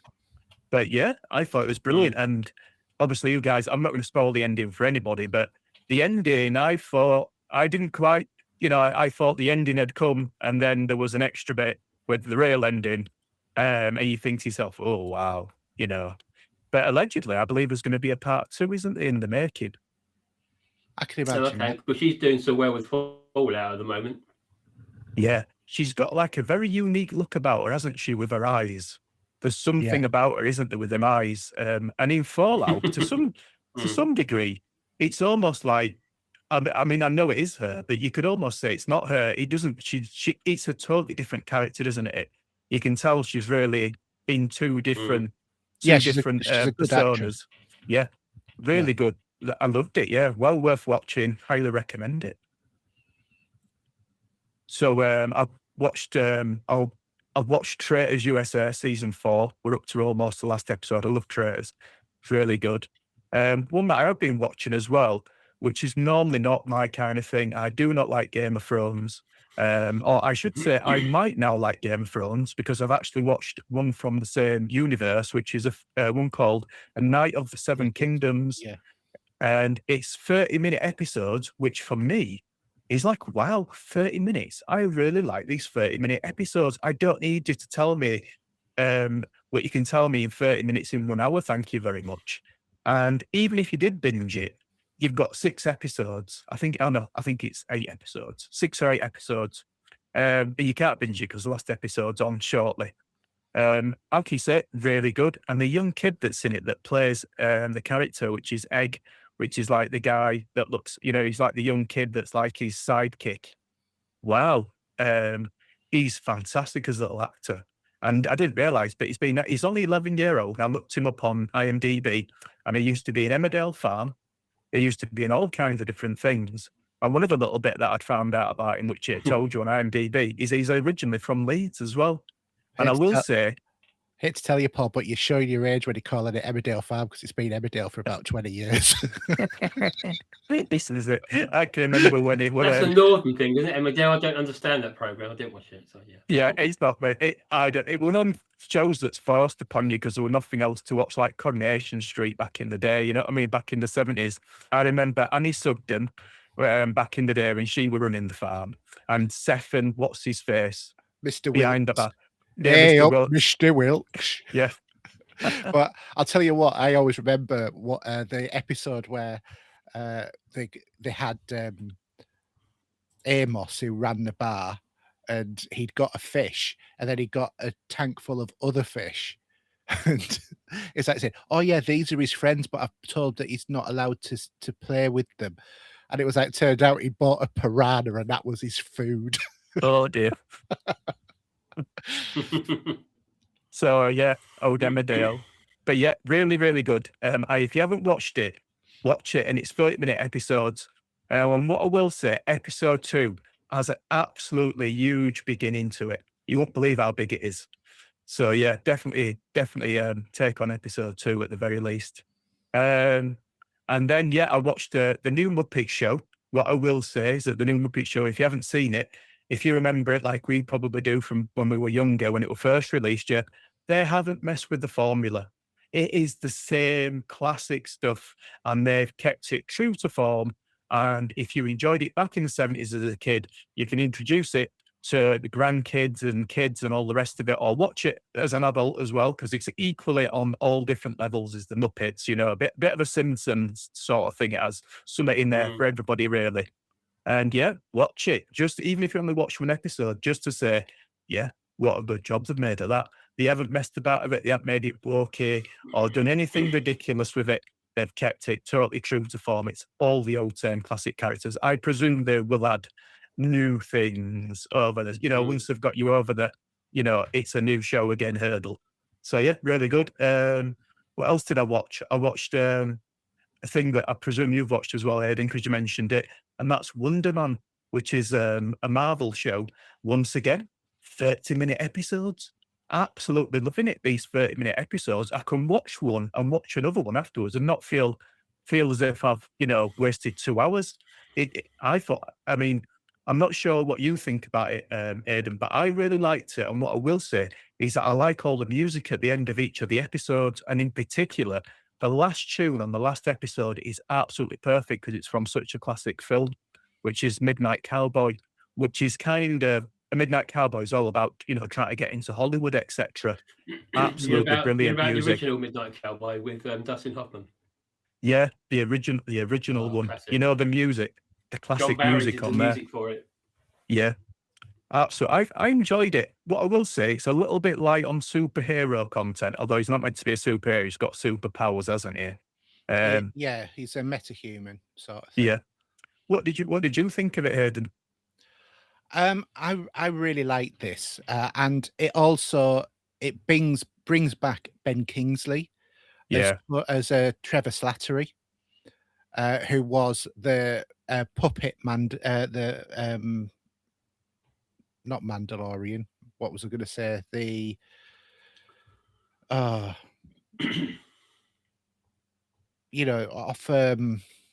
the 10 Rings. Oh, what's the name of the character? But anyway, him. It brings back Ben Kingsley as the same character, who's obviously the only times that we've ever seen him is on Iron Man 3 and on the shorts and the 10 Rings 1 as well. So he's only been on like 3 previous Marvel sort of shows, but I thought it was really good how they built it up, and the fact that the guy who plays Wonder Man, he is trying to hide the fact that he's got powers because he wants to be an actor, and he's a struggling actor, and there is a new rule about anybody who's got powers cannot be, in the Marvel universe, cannot be an actor because of was it Backdoor Man or something he was called, wasn't it? Yeah, there was an incident one day in the Kansas. Yeah, there was. Yeah, where people got lost because it was called, I think it was a Doorman. No, it was Doorman, wasn't it? It wasn't Backdoor Man. It was Doorman because he sort of like had a ability to teleport people through his body, sort of thing. So he's trying to hide all of his powers and stuff like that, and sometimes not very well. But I thought it was a really good alternative way to introduce the characters. It wasn't like Hawkeye and Loki and all of those sort of shows that have gone before. It was something completely different, and I really liked the way that they presented it. Yeah, well, the Ben Kingsley character, I didn't know this because I don't go deep into these things before I watch them. Generally, I don't ever dig through IMDb while I've watched an episode to kind of get other people's opinions. But I couldn't help but think all the way through that that's Ringo Starr, from the Beatles. And someone else, I mentioned it to someone else, and he said that the Ben Kingsley character, he said he took his influences from Ringo Starr. Yeah. And it really works. He's a cool character, isn't he? I think he is. I love Trevor Slattery on the Marvel universe. I think he's such a funny character.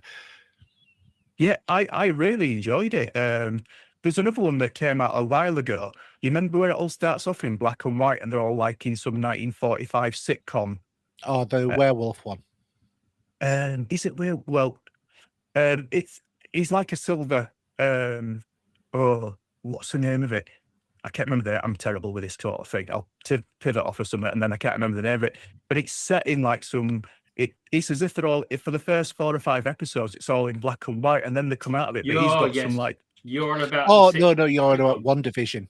Yeah, One that's Division, right. yeah. Yeah, sorry, I was thinking. I thought you meant the other one, not that one. Yeah, One Division, first 3 or 4 episodes was black and white. Yeah, I really like that. It captured my imagination, but I think some people might say, "Oh, it's black and white, it's rubbish, blah blah blah." But it really captured my imagination at the time. So yeah, brilliant. Yeah. No, that yeah, I mean it's definitely worth a watch if you've got access to it. Obviously you have to have a Disney Channel to be able to watch it, but yeah, I really enjoyed it. It's definitely one of the best things to come out of Marvel in quite some time. I mean, hopefully we won't have that much longer until we get Doomsday, so fingers crossed it'll be good. Yeah, some good stuff coming out. Yeah. Steve, what have you been watching? So a couple of films. So one film was from 2018, and it's called Hotel Mumbai. Oh yeah. So if you weren't aware of the true story of the Taj Hotel in Mumbai being attacked by terrorists, and it's a story of how that happened, and they entered the hotel with the guests trapped in different rooms and places trying to get to safety. Very well put together. There was another version that came out a little while ago, but I don't know why I thought this looks familiar. And you say it's just a different version. I mean, it's got Jason Isaacs in this one. He's a guest, but it's honestly it reminds me because of what happened to my my wife's mum when she was in Turkey. Did you remember that terrorist incident that happened in Turkey a few years ago? I don't remember that, no. So there was a gunfire on the beach. Oh yeah, sorry, yeah, I do remember that. Yeah. Yeah. Well, my missus, her mum was out there at the time, and they were hiding in the hotel in a cupboard. God, that must have been scary. Yeah, I don't think you'd ever watch this film, but yeah, it was horrendous. But it brought back memories of that. But it's a very well put together movie.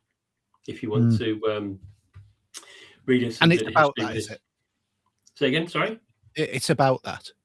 No. It's not about the Turkish incident. This is about the hotel incident in Mumbai when the terrorists took over. They started shooting in the train stations and stuff, and they went to the hotel to take out all the guests and that. They're just shooting willy-nilly, you know. But really, and then it's more to do with the people in the hotel staff and how they coped with it and what they did. Yeah. But very well put together. Very, very. It's a 2-hour movie, so it's good sort of time to watch for that sort of length. But yeah, really interesting movie. The other movie I said, so if I go back a little bit, do you remember the No Time to Die, the Bond movie? Yes. And we get the first glimpse of Ana de Armas playing alongside Bond when she's in the hotel and she's shooting these guns, she's sliding around, doing all this sort of stuff. We think, wow. And yet still somehow staying in a dress. Yeah. Well, I thought, let's have more of that. And they gave us more of that because they gave us, in the John Wick universe, Ballerina. Yeah. I don't know if Paul, I know Hayden hasn't seen it. Have you seen it, Paul, at all?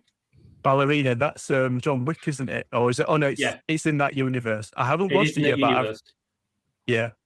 Oh boy, what a load of good fun this is.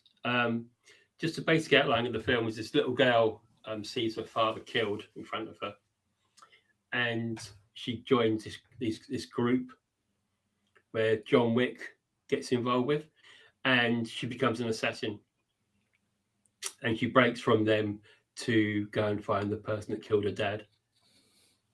But the choreography with all the weapons, the fighting, the shooting, all the stuff that goes on, and she's a one-man army and totally gorgeous as she always has been in whatever we see her in.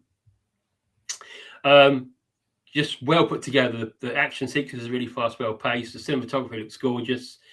The whole thing, I mean, John Wick is in it for a brief period as well. So, because he's on the poster, so I won't give it too much away. And also Ian McShane's in it, who is also involved in the other movies as well. But I would definitely track this one down. I think this came out, this was last year, wasn't it? I think it came out. Yeah, I think it was last year. But yeah, I was one surprising actually because I didn't know who was in it, but Norman Reedus was in it, and he still looks as scruffy as he does in every other film he does and every other zombie flick he does. But yeah, it's but thoroughly enjoyed it, and even the missus thumbs it up as well. Very gruesome as well in some places as well, especially with a nice pick. But yeah, she's a one-man army, bless her. Yeah, I mean, there's a good film with her and Chris Evans in on Apple TV, which is called Ghosted, where she plays a secret agent and he's like just a normal everyday Joe sort of thing. So if you like her, that's another thing you can watch as well. And I've got a funny feeling, I know we've probably talked about this before, but obviously Lance Reddick's in this, and this is one of his last movies again before he passed. Because obviously he did the voice in Destiny, amongst other things. But yeah, he was in it as well, because he was in, I think he was in the other films, wasn't he, in the other John Wick movies? He's in all of the other ones, yeah. So he was in the hotel, you know, that special brand they got. Well, he was the concierge. Yeah. But yeah, it's literally, it's in that same universe with the hotel and everything. He was a great actor though, because he was on Fringe, he was on Lost as well. If you remember that. Was he in? Sure, he was in Lost. I know it's Fringe. I am 100% sure he was in Lost. I am 100% sure. Because yeah, he was in Lost. So, but he was, what I say, more well known for Fringe when that came out, which is a. Oh yeah, I've not seen that, Paul. No, you mentioned Ian McShane. And one film I really liked him was Sexy Beast. You know, the one with Ray Winston, where he's like the fence. Yeah. I thought that was an excellent film, and he really sums. He kind of because I remember him a lot from like 80s and 90s TV as well. Obviously, he pivoted into. He was in Lovejoy, wasn't he? Yeah, and then he pivoted into like Hollywood. So, but yeah, Sexy Beast, one of my favourite films. Excellent film, and that's then again, it's got Ben Kingsley in that. He's definitely if you get £1 for every time he swears, you'd be a millionaire in that film. Well, actually, just on a side note of that, I did watch with the missus. We watched the Gordon Ramsay documentary on Netflix, and for every penny that he swore on that, I'd be a millionaire. Yeah, he has got a potty mouth, and he gets away with it as well, doesn't he? It's part of his. If he doesn't swear it, I think people would like him less. You know what I mean? It's part of his brand. Yeah, it is. Yeah, but it's really it's a really good documentary to get to see him out of his chefs, if you will, chef whites, when he's at home with the missus and the kids. Not that he's there very often because he's globe-trotting all over the world. Yeah. But yeah, he'll be worth a fortune. Oh God, yeah. And it's all to do with this new restaurant, or 5 restaurants he's put together in London in Bishopsgate, at the highest point of the building. And it's how that goes together as well at restaurant, because he's obviously keeping an eye on that while doing other stuff. But it's all to do with that story, which is really interesting actually. But yeah, that's about it for me actually, I think. Okay. Well, for me, and Paul's already touched on it as well, is I've been watching Predator Badlands, and I have to admit, after being initially really skeptical after I saw the look of the Predator, because it is a slight tweaking of the way that the Predator looked, I totally warmed up to this. It's quite. It takes the Predator thing into a bit of a direction. Instead of being the hunter for most of the film, he was the hunted. So Dek is a Yutai runt from the planet Yutai Prime, who wants to seek the approval of his father, the clan leader Najor, and Dek plans to hunt the Kalisk, which is an apex predator on the death planet Jenna.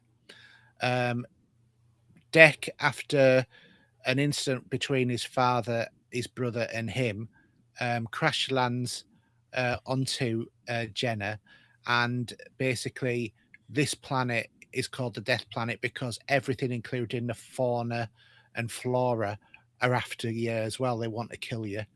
and he's lost almost all of his, Predator gear, and so he reluctantly allies himself with Thea, who's a damaged Wayland Yutani Corporation android who has no legs because she was ripped in half by the Kalisk. So Tali offers to help Dek track the Kalisk, and later they're joined by a friendly creature that Thea names Bud. The movie has had some negativity because of the look of the Predator and stuff like that, but I think that by saying that he's like a runt of the litter sort of thing kind of gives the explanation of why he doesn't look like other Yotai for a start off. So I don't think that it's really an issue. It's like just stop over analyzing it really. But personally, I enjoyed the movie for what it was, and the whole way of how they turned it around onto the Predator and made them the main character and central focus, because all of the other Predator movies, they might have been named the Predator, but they were never the main character. The main character was like Schwarzenegger, or it was Danny Glover or whoever, whereas this was wholeheartedly the central character was Dek as the Yotai. So I really enjoyed this, and it's definitely worth, if you've got access to Disney, you can watch it for free now. You can still see it at the cinema, or you can buy it on 4K Blu-ray and DVD and normal Blu-ray as well if you want as well. So there's lots of ways to be able to see this, and you can also do digital download of the movie. Also, something that's really interesting, you bring this up about Disney Plus. I had an email from Sky the other day. Yeah, they're doing some sort of big package where it includes that HBO. So what it says here, it says, we're always looking to ways to give you an even more for your Sky subscription, what you already have. So from March, they're putting extra value into your package. So starting from March, I'll have Disney Plus for free. So I'm going to cancel my subscription that I've got at the moment. I don't think I've had that. I remember it being talked about. It says shortly followed by HBO Max and then Heya. Together, that's over £15 worth of streaming apps included in your standard.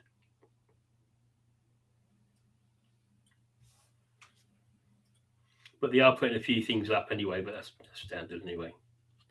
I mean, to be honest, how much they charge that now just, is ridiculous. Yeah, I know, but actually that would just help because I can get rid of that and just sign into it on there. So obviously Paramount Plus I get for free as well, which is handy. Where did you get that email?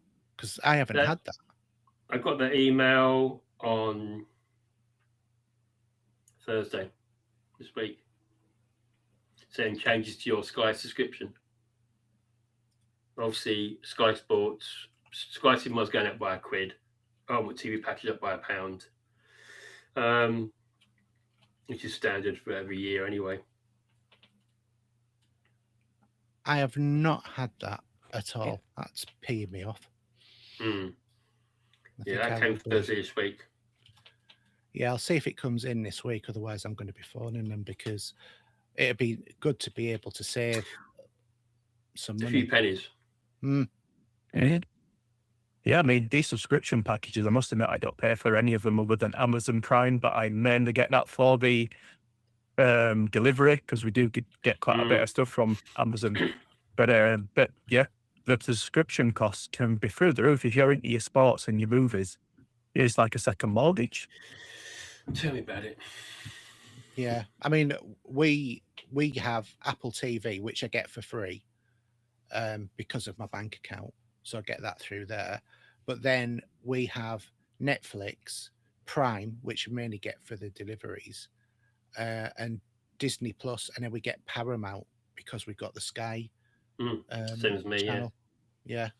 So I should have had that email, same as you. Because it's not about the obviously some of the bits and bobs are going up. So yeah, so unless it's in your junk bin or something, I don't know. Yeah, no, I've just had a look and it's not there. So I can anyway, Complaint to Sky coming on. Anyway. Okay, so Predator Badlands, definitely recommend it. And then another one on Apple TV, which I really recommend you watch as well, is Hijack with Idris Elba. So this is the second season of Hijack. The first one, Idris Elba was on a plane that got hijacked. The second one is about a hijack of a subway train that Idris Elba is on.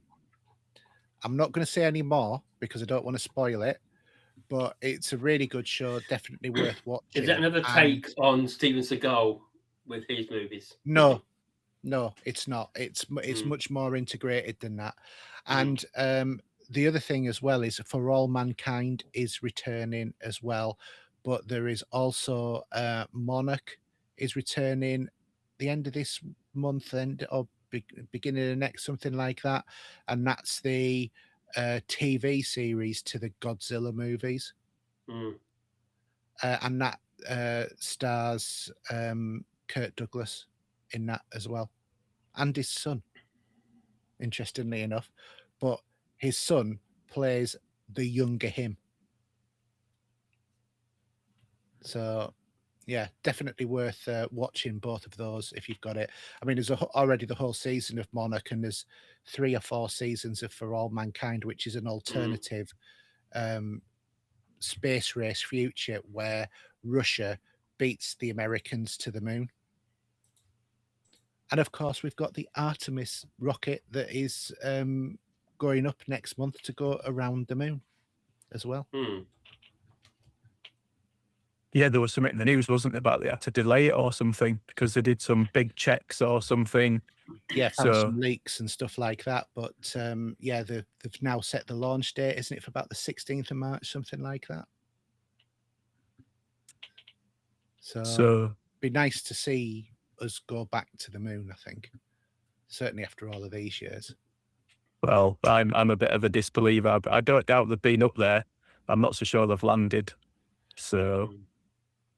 Well, the Chinese have seen the landing sites with the equipment there and the footprints and everything. So it's a bit difficult to fake without going there.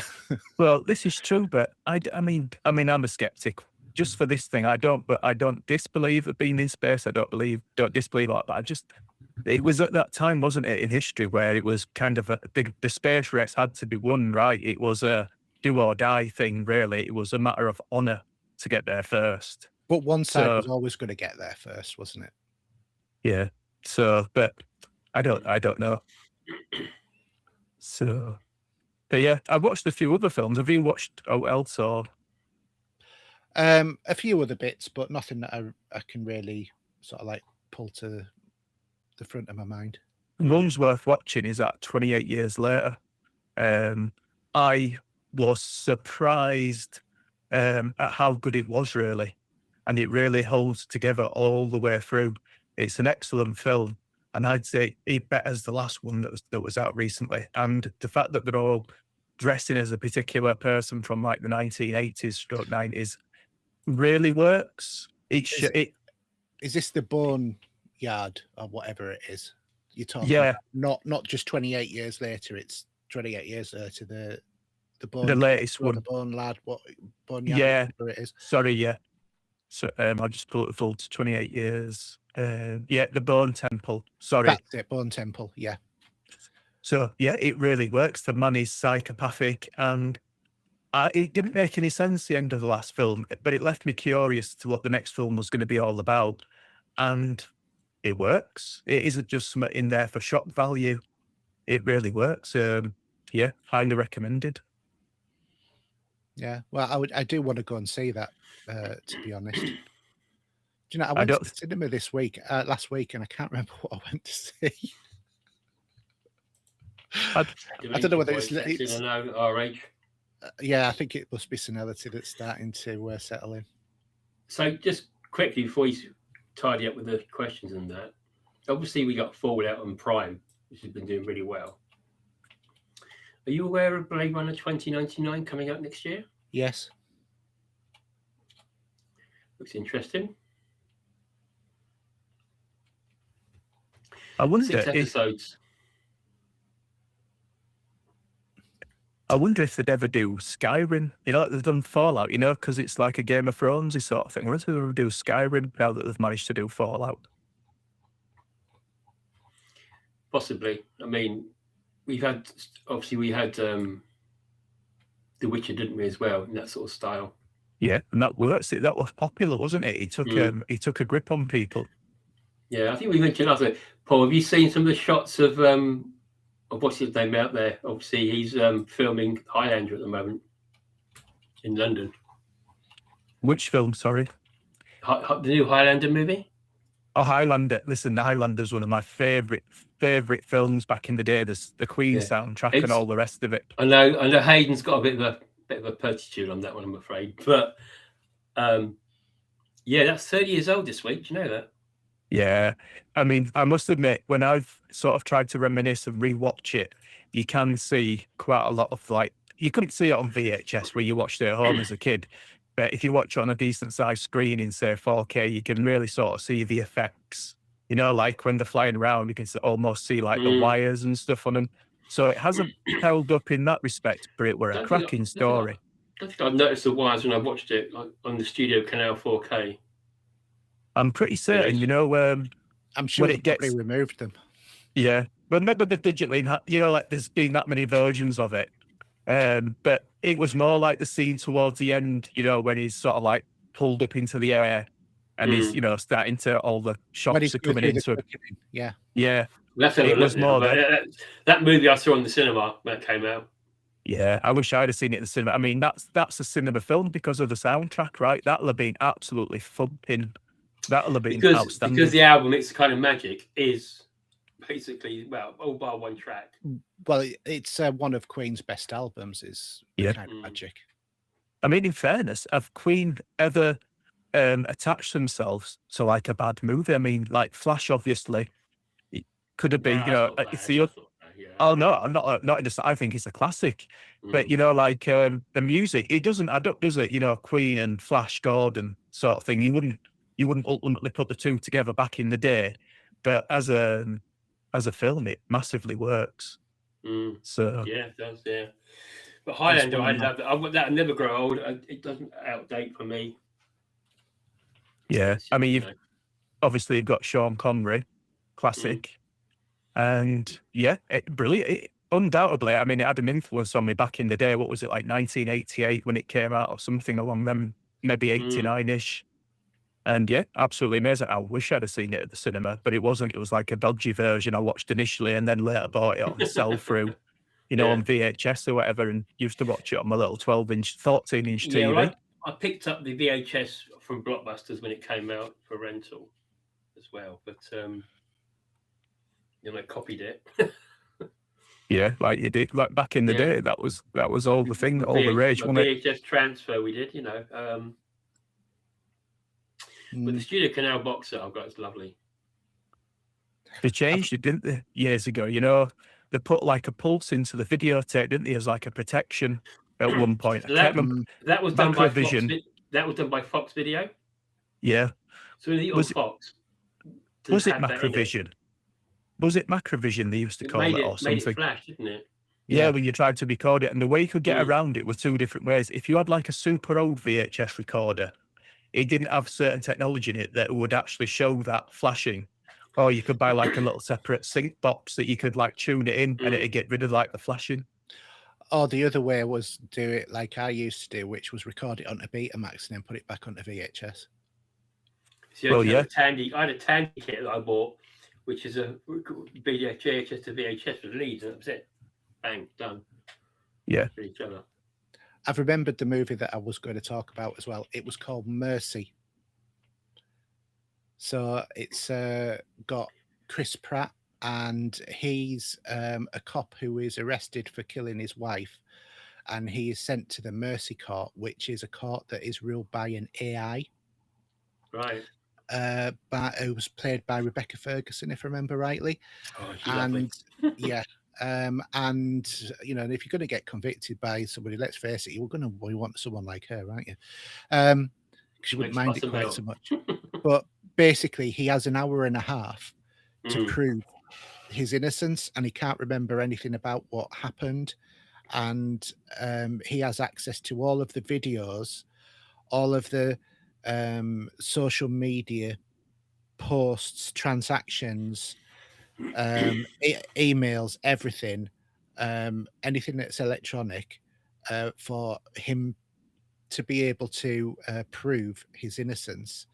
And basically, he starts to build up a case. He demonstrates that he didn't actually do it, and then they discover who it was. A lot of the movie's sort of like exposition with, Chris Pratt plays a really, really good role in it. It's really engaging as a story. And I think that this is one of those like little gems that is going under the radar at the moment. So if you do come across Mercy, have a look at it.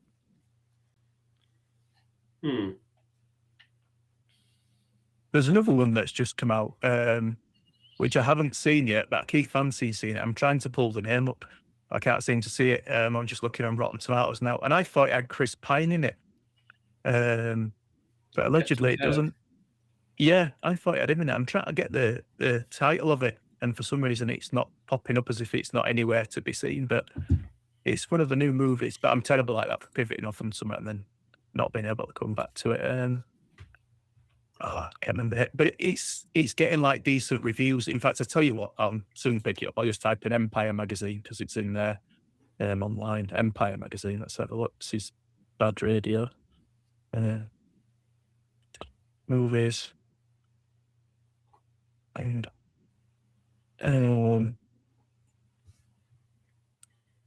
Crime 101. It's got the guy from the Hulk in it. Thingy Ruffalo.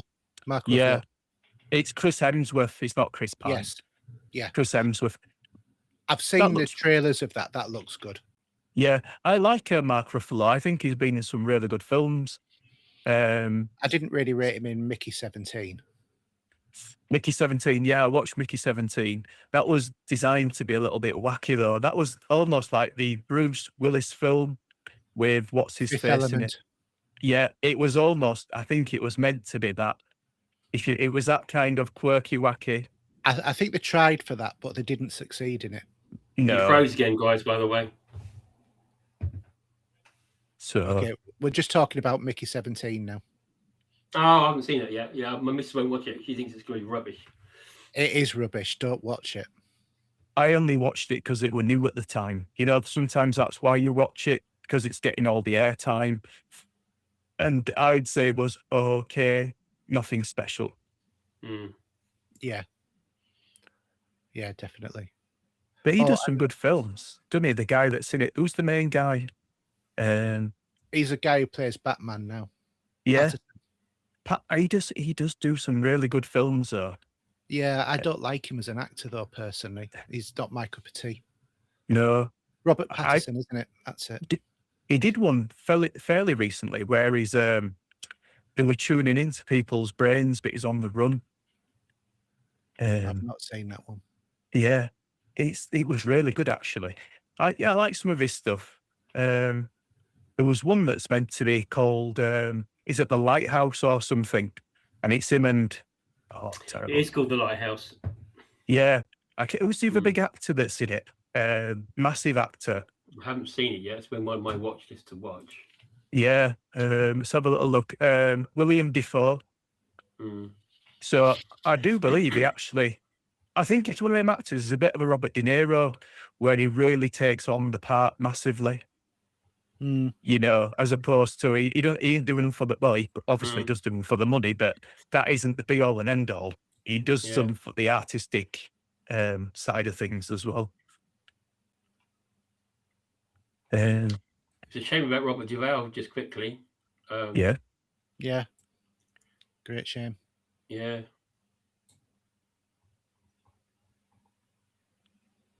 But unfortunately, it comes for us all, doesn't it? Because nobody gets out of life alive. Nope. But anyway, shall we move on to Please the last do, question?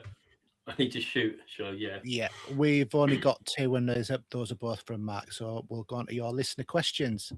John, what's happening to us?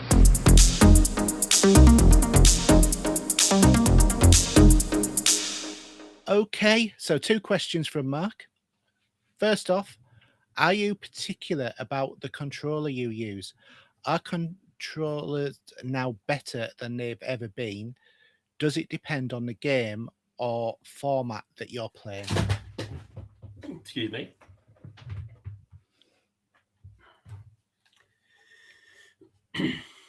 Who wants to go first? Well, I only use one controller. Woohoo, there it is. But it's a bit worn now. Looking at these, see how they're a bit got dents in them. See, overuse. There. That's from Destiny, that is. I tell you. I will say, with regards to controllers, that I've never had an urge to buy anything more than what comes with the console. You know, like I've never bothered to buy like the elite version of a controller, or say like the PlayStation. No, and the PlayStation version, they did like, I can't remember what they called it, like the elite version equivalent. The DualSense. Because the prices of them things, man, can be almost the price of the console, or half the price of a console. Yeah, between 150 and 200 pounds. So I've never got involved in that. I will say that the problem is with, like, say, an Xbox and a PlayStation, the games are so similar and the games are both on each console that you couldn't tell. Both controllers work equally, I find. Yeah. Did you see this story that evidently Microsoft's about to release details of a new controller? No. Was it something to do with DualShock or some kind of vibration on it or something? Yeah, I think that they're starting to, follow the Sony thing, because I think that Microsoft, for most of the time, has always had the better controller. And then this last generation with the DualSense, I think PlayStation went out way in the lead with it. Yeah. I tell you what, though, those PlayStation 5 controllers are pretty terrible in the respect of I'm pretty careful with my gear, and there's been the odd time where it's sort of slipped off the sofa, so it's not very high. So it's gone off the sofa and onto a carpeted floor. We haven't got wooden floors, and haptic feedback stops working properly. It becomes really light on the touch. You could almost just tap it very, very slightly. And if you watch a video on how to break them down, to take them to bits, it's only like a little tiny spring on the inside as well. Surprising how much pressure it can put on them on there for the haptics. They are very sensitive. If you drop one of them, you're almost on for like a brand new controller. Yeah. Yeah. I must admit, for me, for controllers, if I'm playing on PC or Xbox, I use an Xbox controller most of the time because that's the most comfortable. But I do love the DualSense. I used to buy the Elite controllers. As a matter of fact, I've had 2 version 1s and a version 2 Elite controller. No, 2 version 2s and a version 1 Elite controller. But I refuse to buy them now because while they feel more premium, the quality of them isn't there, and the rubber comes off and stuff like that. And I don't like that rubbery feel. I much prefer a plastic controller. Well, look at that brief I had with my Elite controller with the plastic melting in my hand. Yeah, well, I had the same thing. Thing, Steve. So it was a flaw with those controllers. Yeah. But depending upon the game, I will use different types of controller. So I have one of these. So for that looks different. Yeah, for a fighting game or a very basic sort of, left, right, up, down, jump, shoot sort of game. Because where is it? This is your directional buttons here. These are your A, B, X, Y, and then these are your L1, L2, L3, L4. And these work really well. They're really good on older games and stuff like that as well. This will work on PC, Xbox, Nintendo, and PlayStation. But with a PlayStation, you've also got to plug in a DualSense in the side. Not a DualSense, the Shock 4 in the side to make sure that it registers. But you can switch it into different modes and stuff like that. And there's a little LCD screen on here and all of that tells you which controller it is that you're using. And so, you know, in terms of the feel of them and everything, because they're all like keyboard micro switches in there as well. But you know, this wasn't a lot of money. Certainly not like, you know, the Razer one, which is a, you know, massive thing. But it plays really well. And then I've got an old-fashioned arcade stick as well. And you know, with the I've forgotten what the Senwa buttons and stick on that. And that's a great controller for playing older games as well. So I kind of like, you know, it depends an awful lot for me in terms of what I want to play or what I want to play on. But if I'm playing on a Nintendo, the Switch, I really prefer to use a Pro controller than the Joy-Cons. I hate the Joy-Cons. Yeah. I will forego certain features so that I don't have to play with Joy-Cons. You know, even if it means I lose a game or whatever.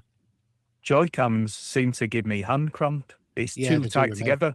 I'm going to get literally hand cramp. What we call it when you get the cramp in your hands? There's another word for it. It like makes your hands like vibrate and start buzzing.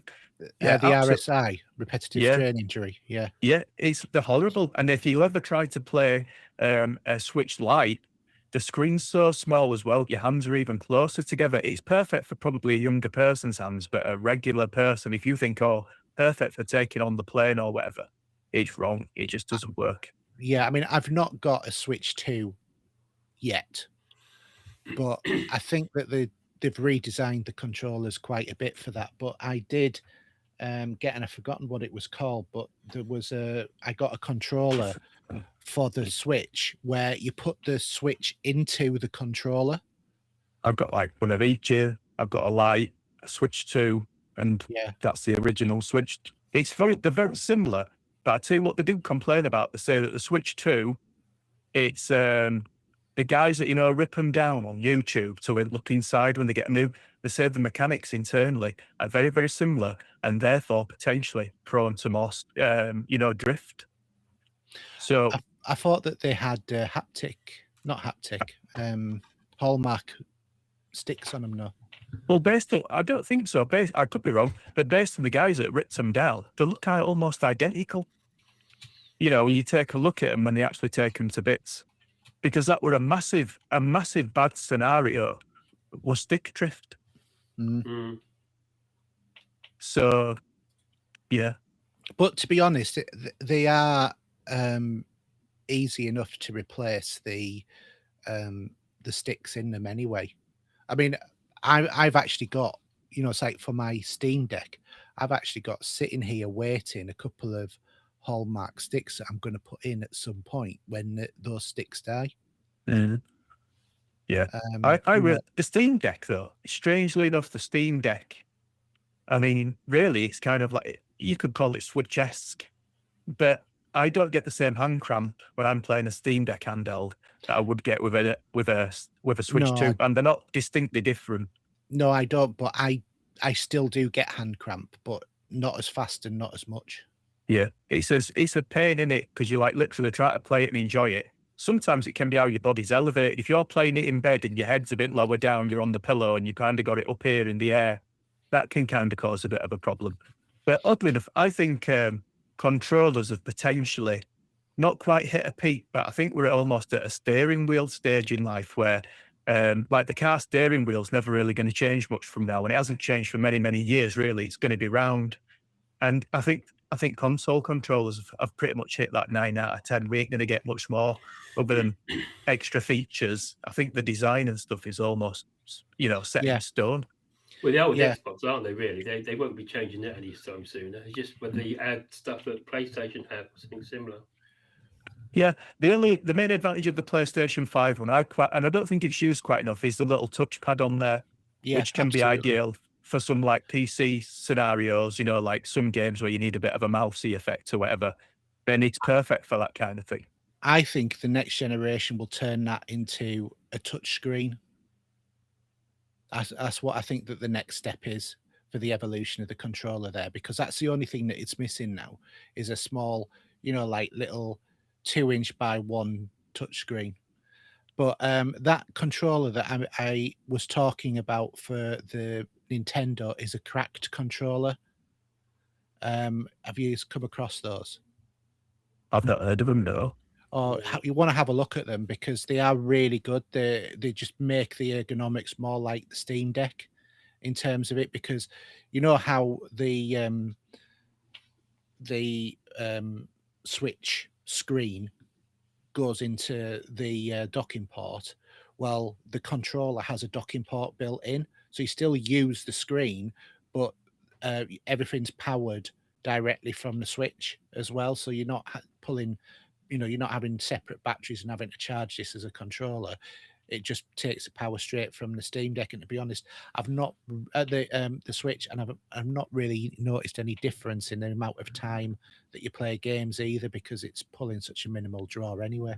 Yeah, I must admit on my Switch, I did buy them, and you could get one. It's almost like if you pushed them together, it would be an Xbox controller, but it wasn't. It didn't have like anything in the middle. It was just two separate things that plugged on either side, and it was like having two halves of an Xbox controller in each hand. And that was much nicer because you gripped it like that. You weren't like, you weren't all cramped up with your hands. And that worked really well. And they were quite popular. It was something I got like on Hot UK deals. I'll have to take a quick look on. You might even have heard of them, Switch controllers. But yeah, I'm the same. I do prefer the Pro controller when I'm playing any sorts of games on there. I'll tell you something else as well that I do have, and I've got it right here. And this controller, and it's a Gully Kit controller. And this one is compatible with Switch, Windows, Android, and Xbox. But it's a really good controller, very much in obviously the same sort of design as the normal Xbox controller, but with extra buttons. But to be honest, it's also very similar design to the Pro controller, and it's a really, really nice controller to use. It's not that expensive. I think it was about 40 or 50 quid. That's the price of an Xbox standard controller anyway, isn't it? Same sort of price. Yeah, but the difference is that this will go on 4 different machines. And is really compatible, and you get this like little case that goes with it as well, so to protect it. So that's another sort of controller that I recommend people look at. I think that they've got the Gully Kit 3 now, or maybe 4. So that's a couple of obviously evolutions on from that one. Yeah, the one I used to use was called a Hori Split Pad Pro. Hori, which is like Hori, and I picked it up for about 22 quid. But it is literally, if you take a look on Amazon, it literally looks just like an Xbox controller split in two. But it's literally 2 parts. There's no like frame to it or anything. And that used to make all the difference. Was it Horace or was it Horty? Hori, I might be saying it wrong. It's Hori Split Pad Pro. They were really good. Only thing is, they're not wireless or anything, so they don't drain any of your battery. They're just literally a controller. No, Hori Split Pad Pro. Yeah, they're really good. The Hori controllers, because I used to have a Hori controller for my PS3, or was it my PS4? Was actually I think both. And that was a really good one, but it always had a feature missing. It either you couldn't start the console with it, or it didn't have the inbuilt speaker, or it didn't have something else that the normal controller had, the DualShock. And that's the one thing that made me come away from them. Plus the fact it was a bit light, because I do like a heavier controller. I like to feel like I'm holding something a bit more substantial. absolutely. Well, with the Hori one, the Split Pad Pro for the Switch, it's missing the wireless compatibility, so you couldn't, you can't attach them both together and then use it, wirelessly. You Yeah. might, but I don't even think you can even do it via a USB cable because it hasn't even got a battery inside them for charging. So, but yeah, really good alternative and pretty fairly priced as well. Yeah. Okay, cool. So Mark's second question is, what has been your biggest gaming disappointment in recent times? We've mentioned mine. Oh, Do you remember? easy. So I mentioned what, sorry? We've mentioned mine already earlier in the show. We Happy Few. Yeah. Yeah, you were really up for that, weren't you? I was. It just wasn't Bioshock at all. It was just crap. I've not been back to it since. Oh, talking about disappointment, Steve, I keep meaning to ask because I know on principle you hadn't gone back to it, and that's Fallout 76. I know. Have you gone back I know. to it? I haven't. I've got the helmet up there on top of my unit. They're looking at me, telling me to go back. I put it back on the other day, and I take Thingy Dobbins, whatever his name is, can't remember his flipping name, what they call it, the cowboy in Fallout 76. He was the first person who was waiting for me at the train station. So honestly, I can say that game has evolved it in like a what they call thingy, cyberpunk scenario. It's evolved that much from being absolutely terrible to being actually a really good game. Cyberpunk was never a disappointment for me. That worked. I did have the issues that a lot of people had. So I got away with that and played it to death and played all the scenarios and cleaned it all up. That game. Yeah. I'm sorry, I'm going to have to make my normal Saki comment about a Bethesda game, but it was called Fallout 76 for the average amount of time that players played it, wasn't it? It was in 76 minutes. No, it'd be Fallout 7.6. Yeah, it was bad. Moving on. But it was a typical Bethesda release, wasn't it? It was a bit. It was. It wouldn't be a Bethesda release if it wasn't full of bugs. But honestly, I played it plenty. I used to play it on PC, and then I got fed up playing stuff on PC, and I play it. And they did an upgrade to the Xbox version and the PlayStation 5 version, and it's 60 frames per second. It's slick. Honestly, I don't think you'd be disappointed if you went back to it. I think you'd probably enjoy it. But yeah, it's well worth it. I'm going to go back to Baldur's Gate and other bits and pieces, which I'm stuck in that game at the minute. So I don't know where I'm going with it at the minute. I'm just stuck. Yeah, I've been playing that on it. I play a lot of them sorts of games on easy mode because I'm in it for the story and the adventure. And even on easy mode, you can if you don't play it properly, you're still going to get killed. You just got a lot less chance of being killed, really. True. Yeah, I'm the same. I have to admit, the biggest disappointment for me was probably Assassin's Creed Valhalla.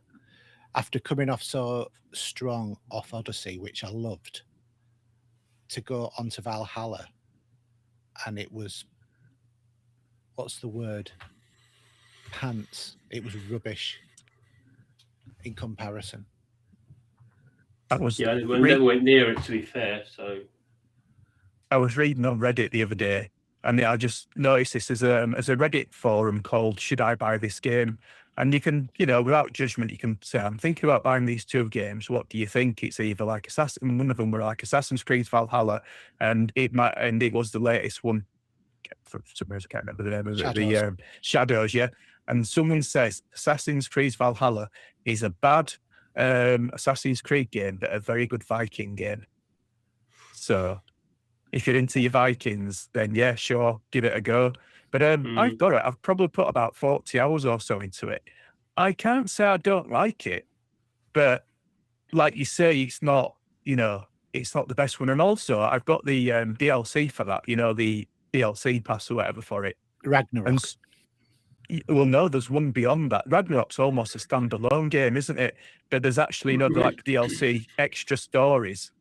And allegedly 120 hours. So it's another biggie, you know what I mean, if you want to play it properly. But they just made it too big. Yeah. That's why I deleted the last one. At the moment, I just can't go back to it.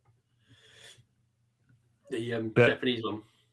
I do think that Valhalla will be the only game in the franchise that I won't have completed.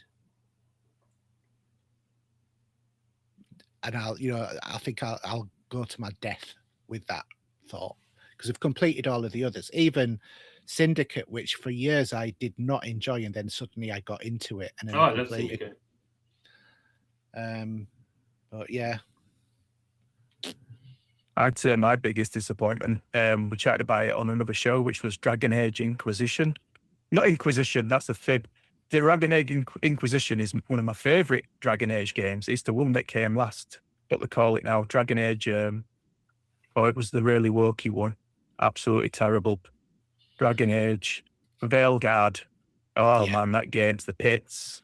Inquisition, I love Inquisition. I hate Veilguard. So just to put it back out there. So yeah, I remember you saying about that, and yeah, it did look absolutely pants. Just thinking about Walkie and stuff like that. Have either of you been watching any more Star Trek, Starfleet Academy? No, I'm not going to watch it. I'm not interested. I'm just hearing so much rubbish about it. It's annoying Steve, you know, if you want to learn about, you know, a homosexual cross-dressing Klingon. I know. I'm not joking. I'm not joking. I saw the news. I'm not even interested. Sorry. But we're on the 60th evidently, anniversary of this show, and it's damned annoying because there's better stuff out there to watch than that. Yeah, they could have done Legacy, and they could have done it really well. But evidently, Paramount, you know, the company that's taken over Paramount, their focus, they want to make it Star Trek. They don't like Kurtzman Trek. It sounds like Kurtzman will be going anytime, any moment. And although Paramount before the takeover had paid for and been filming season 2 of Star Trek Starfleet Academy, evidently there will not be a season 3. Thank God for that. That was an abomination, was that show. I'm sorry. And you know what? I don't even care about all of the woke stuff that was in there. It was terribly written with people who had no understanding of Star Trek, with people who, you know, like hated Star Trek who were leading it, i.e. Kurtzman, because I don't know if you saw the story about the very well respected screenwriter who had gone and said, look, I want Star Trek to be really good. Can I write for you? And I'll do it more or less for free. And he was rejected.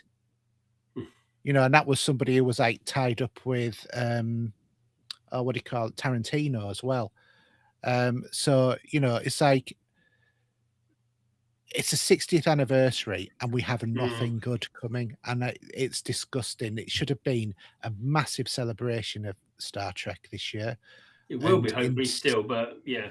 Well, no. Well, what is there to come? There's nothing to come, Steve. I don't know. I mean, they can't make in this next several months, a replacement show. Oh no, that won't be happening. But even though, to quote Boris Johnson, they had one oven ready with Star Trek Legacy. You know, all they needed to do was Captain Seven and crew. It was literally Boris Johnson quote, oven ready. It just had to put it in and set it on 300 and then come back in 30 minutes and it'd have 200, it'd have been cooked. I really got to shoot, but just quickly, the Science Museum's going to have a exhibition on for the anniversary this year in London. And they're showing in March Starship the Motion Picture in there as well. Nice. So there's stuff going on like that. Director's cut. Didn't say. And there's going to be a Q&A after, so I don't know who's going to it. That's in March.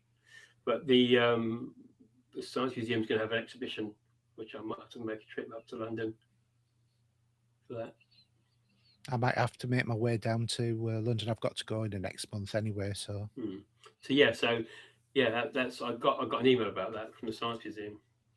Yeah, very nice. Anyway. Yeah, let's finish it off. So, Steve, do you want to give your? So Twitter, not call it X anymore, at Steve007, 007. Vinyl Cues for Instagram and YouTube. Paul? Yeah, if you want to catch me, you can catch me on the Pop Culture Gamer Facebook group. You'll catch me in there. Okay. And for me, it's HERJ UK on everything, except, of course, Epic, where I'm Pop Culture Gamers. And if you want to get in contact with the podcast, you can email podcast@popculturegamers.co.uk. You can find us on Facebook, and you can also find us as Pop Culture Gamer on X/Twitter, whichever one where you fancy of calling it. I think most of us still prefer to call it Twitter than X. Mm-hmm. So other than that, thank you both, guys. It's been a really great show to chat to you both. And it's a good night from me. And a good night from him. And a good night from everybody else. Good night. Good night, guys. Good night. Good night.